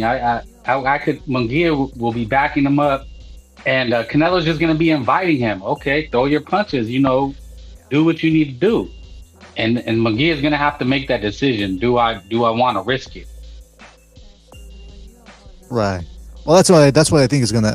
I'm expecting Canelo to try to push Mungia back because it's what he's been doing the last couple of fights. Now, whether he's going to be able to do it or not, I remains to be seen. But I definitely think he's grown accustomed and confident in his strength to push everybody back, and that will include Mungia. In his mind, he's gonna try. How much stock do we put in that both fighters are saying knockout? Mungia said normally 8, and then Canelo said 8 or better. You know what? But people said that Canelo's a businessman. Yeah, normally now, I don't put a lot of stock in knockout time. One of the most disrespectful things, I don't know if it was Teddy Atlas or Tim Bradley, they said that Canelo's a businessman now. He doesn't want to take that risk anymore. So he's that good of a boxer. Like, is he willing to take that risk anymore? Are we quoting Helmet Head, bro? Yeah, hold on. Did Teddy Atlas say that recently for this fight, or are you talking about? No, I said I did. I thought I heard someone say that. It might have been Paulie Malignaggi, I think. One of those guys that said, Canelo's a businessman. He talks. Canelo's a businessman in there. He just wants to box and he wants to get out of there. I've heard this said about other fighters. They said about De La Hoya when he fought Mayweather. He fought like a businessman. Like, I just live to fight another day. They're such excellent boxers. They can do that. They can pull it off. Make it look good, but not take the risk. Well, I mean, Mayweather wasn't making it look good. He was fighting boring. So I don't know. But for them, but we know for the mainstream, for a lot of these media guys like Mannix and all that, the more boring the better. That's good for them. That's entertaining for some reason. It's like, hey, he's so dominant. Yeah, it's boring. That's because he's so dominant. Therefore, it's not boring. It's like, well, what type of logic is that? But normally, when guys talk knockout, I don't pay too much attention to it. But in this one, yeah, I think both guys are confident that they can catch the other guy, and that they can knock each other out. But Teddy Atlas is a guy. I'm curious. I don't really pay attention to his podcast, or I'm not interested in what he has to say. There's plenty of even Malignaggi. Okay, lately he's been having some bizarre takes because people are shitting on him because of the Ryan Garcia thing. So he has to be defensive and outlandish. But usually I'll listen to him because he makes some good points. Teddy Atlas is a guy that I'm really uninterested in what he has to say, because the last time I paid attention to what he had to say, he was saying that Canelo was going to struggle or maybe even get a gift decision against Charlo. That's what he said. And I'm thinking, all right, Teddy, man, you've made so many. I'll tell you this, man. I remember when Hopkins fought Jean Pascal in the rematch. And the first one was very close. Hopkins got dropped twice, but then rallied back and eked out a draw. So in the rematch, Teddy Atlas goes, Pascal has the power and Hopkins is old, so I think Pascal is going to knock him out. He's going to knock Bernard Hopkins out. So Hopkins beats him. The next week, he's on ESPN Friday Night Fights. And Teddy Atlas goes, champ, I got to give you credit. But, he said the but, and then he started to say that it was Jean Pascal's fault that he couldn't win. In other words, if Jean Pascal would have done what I said, he would have beaten you, but because he didn't, therefore, so it's a passive-aggressive way of saying, yeah, I'm still right. And he's got an ego. You can tell he's got an ego, and you can tell that's partially one of the reasons why there's a lot of guys that don't want to train with him, because he's just not that good a trainer. Yeah, he's built his career on kind of like pep talking, right? You gotta go in and do it. It's for your kids, man. He got famous being on the ground floor for Mike Tyson as an amateur. And so, look, if you want to learn how to throw a jab, have a boxing stance, how to move your feet, the boxing 101, yeah, you go to the gym and he could teach you that. Well, as it pertains to world-class boxing, once you hear his picks, his breakdowns of fights, and you see how he works with fighters, you start realizing he's not that guy. Yeah, he's a fundamental guy. Yeah. Well, he's an older guy. I mean, how old is Teddy Atlas? Like 70s? Is he in his 70s now? Maybe, yeah. And he went over to the MMA. He started covering MMA. Yeah, I mean, we already know a lot of these guys. They're all Canelo Alvarez haters. But for me as a fan, I'm gonna buy the fight. I want to see Canelo Alvarez go for it. I need to see that from him. I need to see him eat a shot and say, "Fuck this! I'm gonna take this guy out." I'm just being honest. Like, I'm a fan, but you gotta show me something, man. I'm from the show me state, right? Absolutely. You got to perform like he did with Billy Joe Saunders, you know what I mean? And we got to see some of that showmanship in there. And he started calling in the crowd and, that type of shit. I hear you. That reminds me of the fact that because he stopped Billy Joe Saunders and Caleb Plant, he fought in the quite similar fashion that he's been fighting now. That's why I think he still thinks like, if I don't have to change my approach, I'm still going to knock these guys out. And he's got that hard-headed mentality where even though he's gone the distance 3 times now, he's probably thinking, yeah, well, it's not my fault. It's the other guy's fault. They fought very defensively. So that's why he's still fighting. Because if you look at the Billy Joe Saunders fight, it was relatively the same output. It's just he got, he was able to tag Billy Joe with that big shot that Saunders didn't expect and, injured him and forced him to pull out. Caleb Plant doesn't have the greatest chin out there. He was able to stop him. But, I mean, right now, man, he's gone 42 rounds. I mean, not 42 rounds. How many has he gone? Yeah, 42 rounds. So 48, excuse me. So he's got to, like I keep saying, I need to see something from him, especially to rekindle that fire for a Benavidez fight. Look, in all sports, entertainment, whether you're a movie star, in your blockbuster flops, you got to silence the critics. In boxing, we're all critics, right? It's like watching a movie. You judge, you make your opinion, and then you make your judgment with your dollars. So he has to silence the critics. But as boxing heads, how much credit does he get? How much credit does Canelo Alvarez get for a mediocre win or an exciting knockout win? It's a great question. It's a good comparison, man.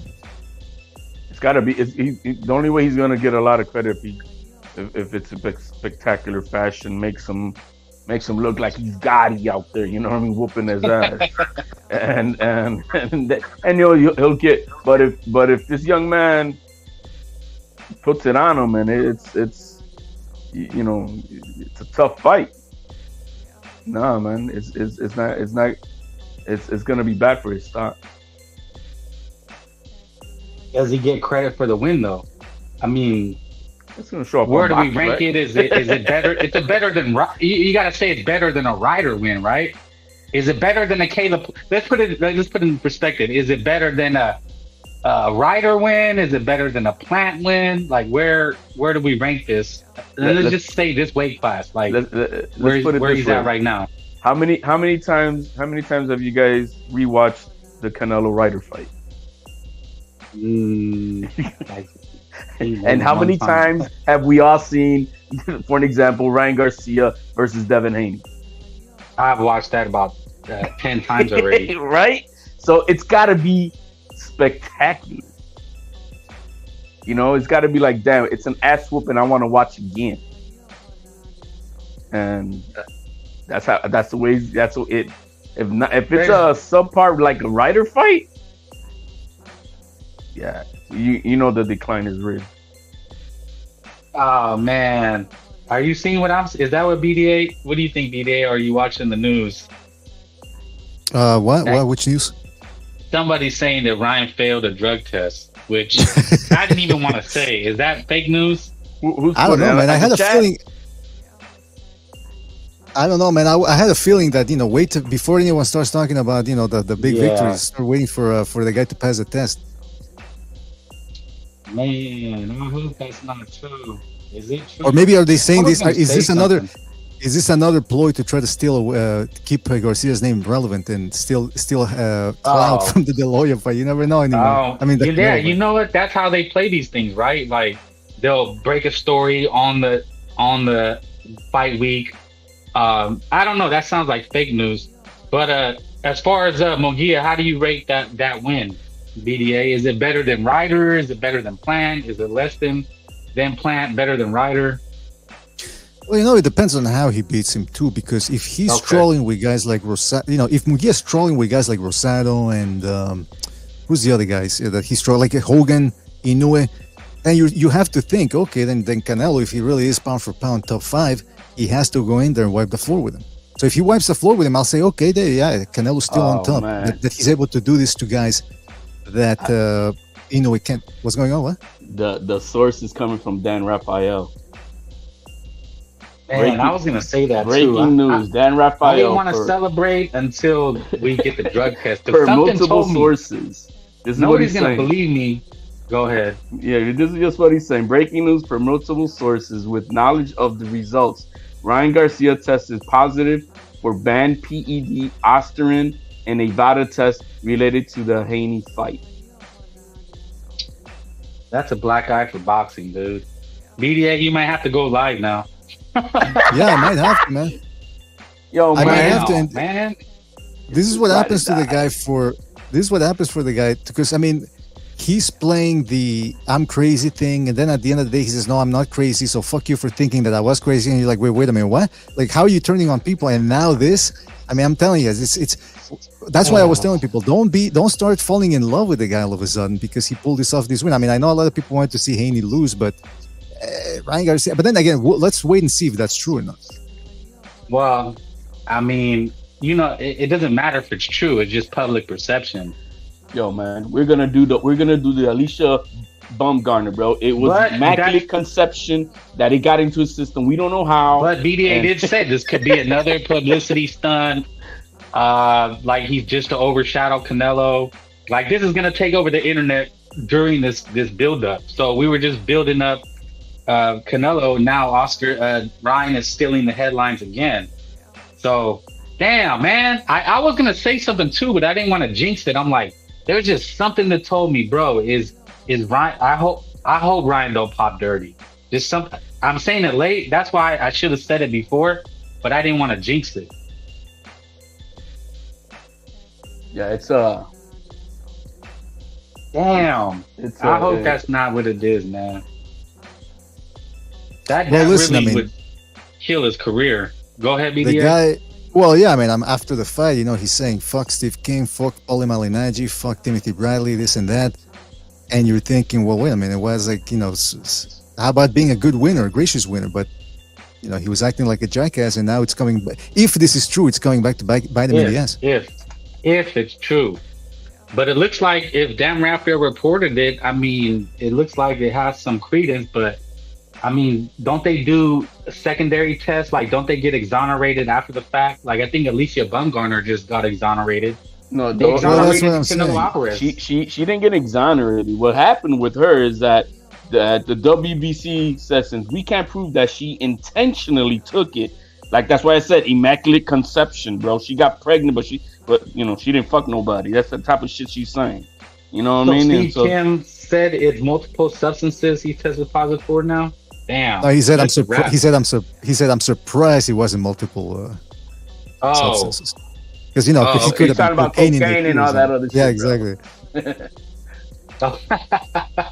I see. Well, that's what I thought it was gonna be. I thought, damn, why? If he's really smoking weed, he's doing stuff.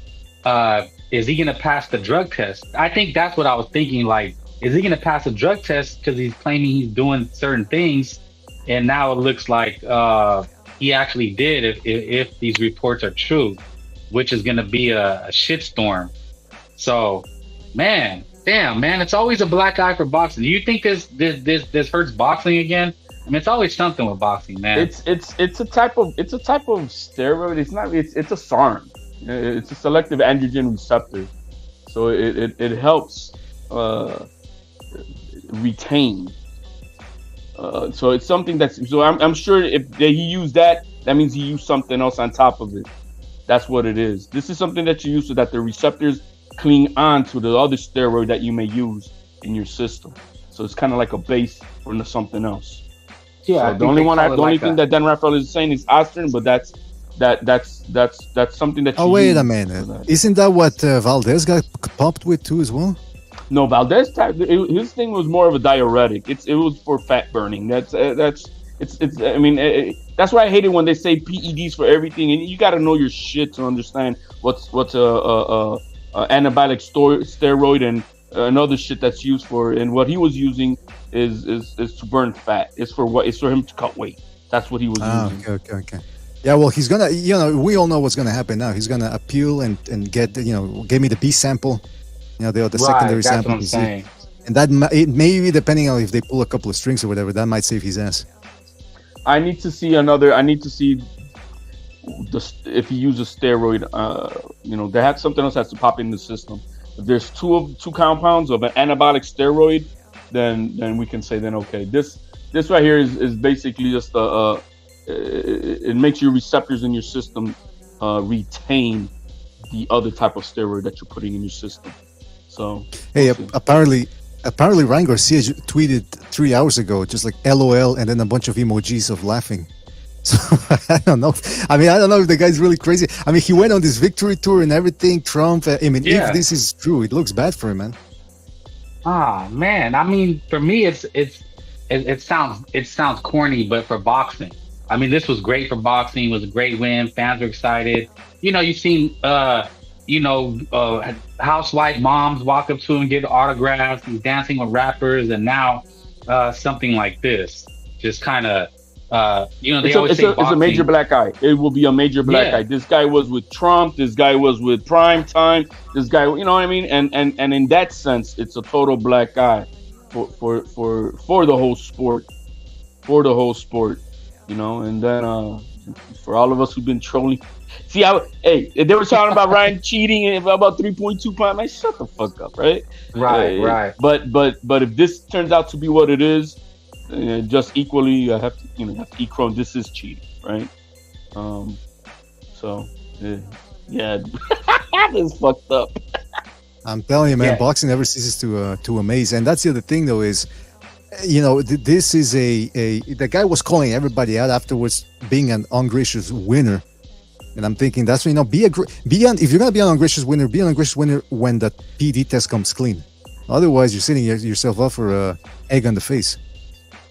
I mean, more than egg on the face. Like you can't come back from this because of the antics. There's no coming back. Exactly, if it's true, allegedly, if it's true, it is the social media era. So, I mean, we never know anymore, man. Is it a but with Dan Raphael, I as far as that type of source, I do trust that he has it. I do trust that he has it. He's not always Yeah, getting a because lot so of far- opinions. Yeah, everyone's retweeting it, but they're saying per Dan Rayfield, so there's no one that's been able to confirm. And by the way, actually, yeah, I have to say that Steve Kim, you're right, Frank. He did say that he heard it was more than one. Oh, he just put that out right now. We're getting live updates on there. Right. Well, I mean, I don't know. Again, I don't know if he means more than one test or more than one substance. Oh man. Well, man, this is gonna be bad. Just because it was such a big, like, this had crossed over. He's a superstar. I mean, I ain't gonna lie. I was riding the bandwagon. I was like, I mean, he this is deserves great if for he's doing that. boxing. If he's doing that shit, he deserves it. And then on top of that, apparently it says that he failed the urine test. Like with all the masking agents, man. with everything that you can use to hide everything, you failed that. Okay, I can understand the blood test. Maybe that's a little harder to cheat, although it's still very doable with the right people. But an urine test, I mean, come on, man, what's going on here? Well, and if you're Devin Haney, you're throwing a party, right? You're having birthday cake again. Like, fuck, my career is saved. They're gonna overturn. Do they overturn the wins? Yeah, that would be turned into a no contest. Oh my gosh, It should be. We see, that's the thing. We don't know how these motherfuckers play the game. Look what they did with Alicia Baumgartner. She he's tested saying positive. fake news. Is it fake news? I'm looking at the chat. I'm sorry, I'm distracted. No, now. Dan Rafael is not faking the news, man. No, I'm saying in the chat. The guy who said it is saying it's fake news. Now it's a conspiracy. I don't know, man. I don't know what to think. Wait a minute. anymore. So, well, I mean, Dan Rayfield's saying it, so it's not. Oh no, unless that's what I'm someone's saying in the chat. In the chat, I'm reading the chat, the show chat. right. And he's Well, I saying, mean, the chat. no, can but say you anything, guys are what- seeing it. I can't see Yeah. Twitter right now. I'm on the phone. So. I see it. He's Dan Rayfield's definitely. People are keep retweeting what he said now. Okay. So HLD, you're saying Austrian is something that usually masks. No. What's it used for is as a base. It's a non-steroidal. It's not an anabolic. What it is that you use this to make sure that whatever other type of real anabolic steroid you take, your body absorbs it better. It makes the receptors cling on to the real anabolic steroid you're trying to take, so it can, your body can really take hold to it. And that's what it's for.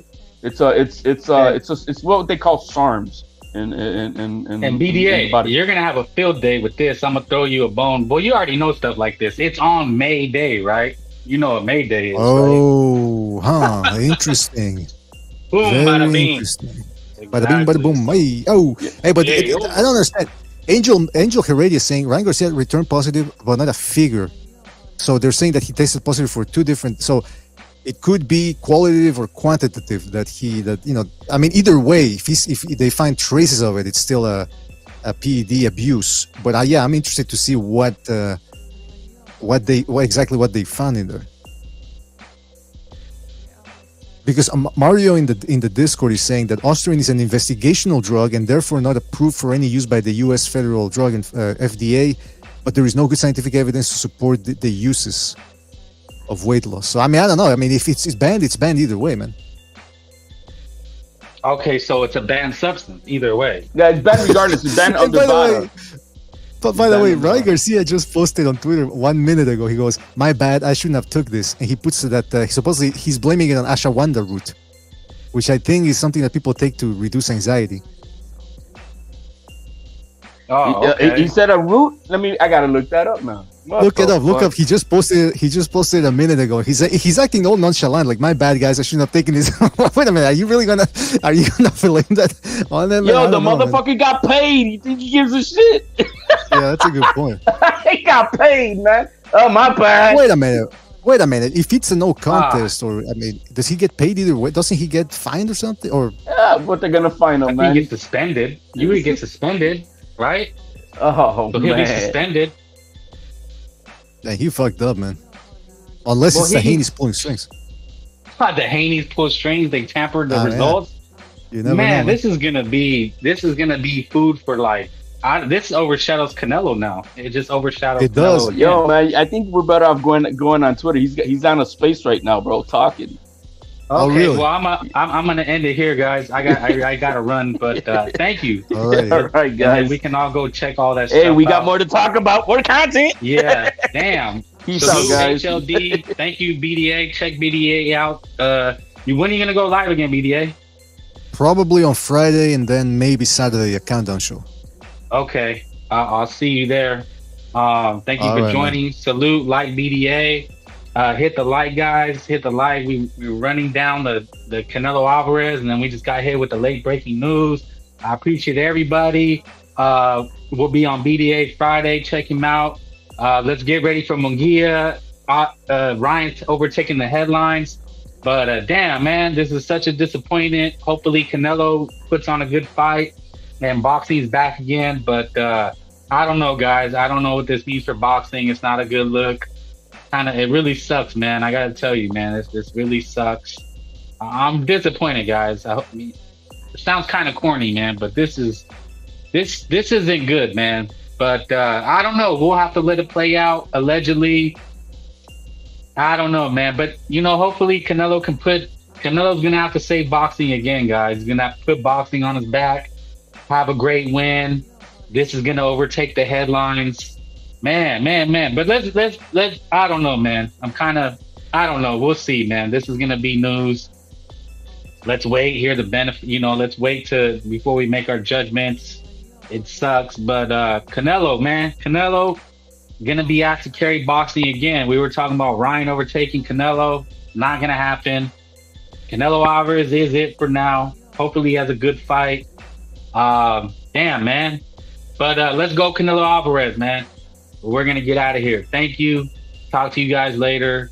And man, I'll see you on the next one. Thank you. Hit the like, comment, subscribe, share. Thank you for all the support. I'm gonna get some shout outs to the people quitting. Thank you, Dax. Thank you, Ghost, Impala, Handsome Mechanic, Impala, Bray. Thank you, 18th Street Vato. Everybody in the building. Alfredo. Thank you. Every Sergeant, Pounds, Hawker, Octavius. Anybody I missed?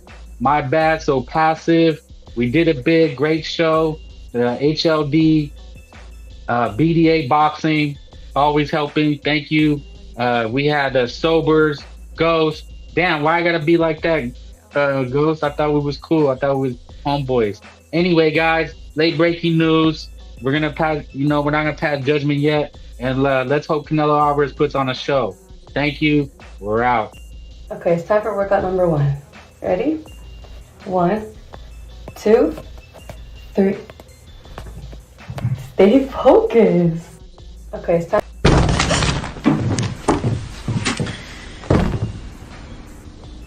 Ding dong. What in the little homies is going? Oh my, he pushed her into his pregnant chick way. I know she ain't pregnant way. She just drinks a lot of 40s. The power of Thunderbird. She's like, babe, I got this. Stay back. Your shorts are gonna fall off. Y el otro homie walking by with his baby wrapped around his neck. And she's beating the fuck out of him way. She's like, you use my kids on your income tax. Rate my pitch 1 out of 10.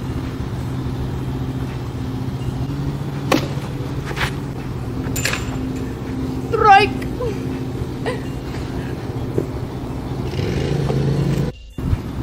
Rate my pitch 1 out of 10.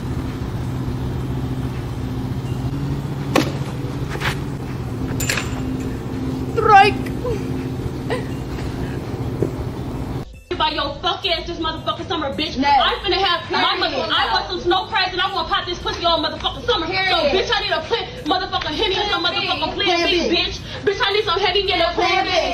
Bitch, I need some Henny and a Plan B. Okay, it's time for workout number 1. Ready? 1, 2, 3. Stay focused.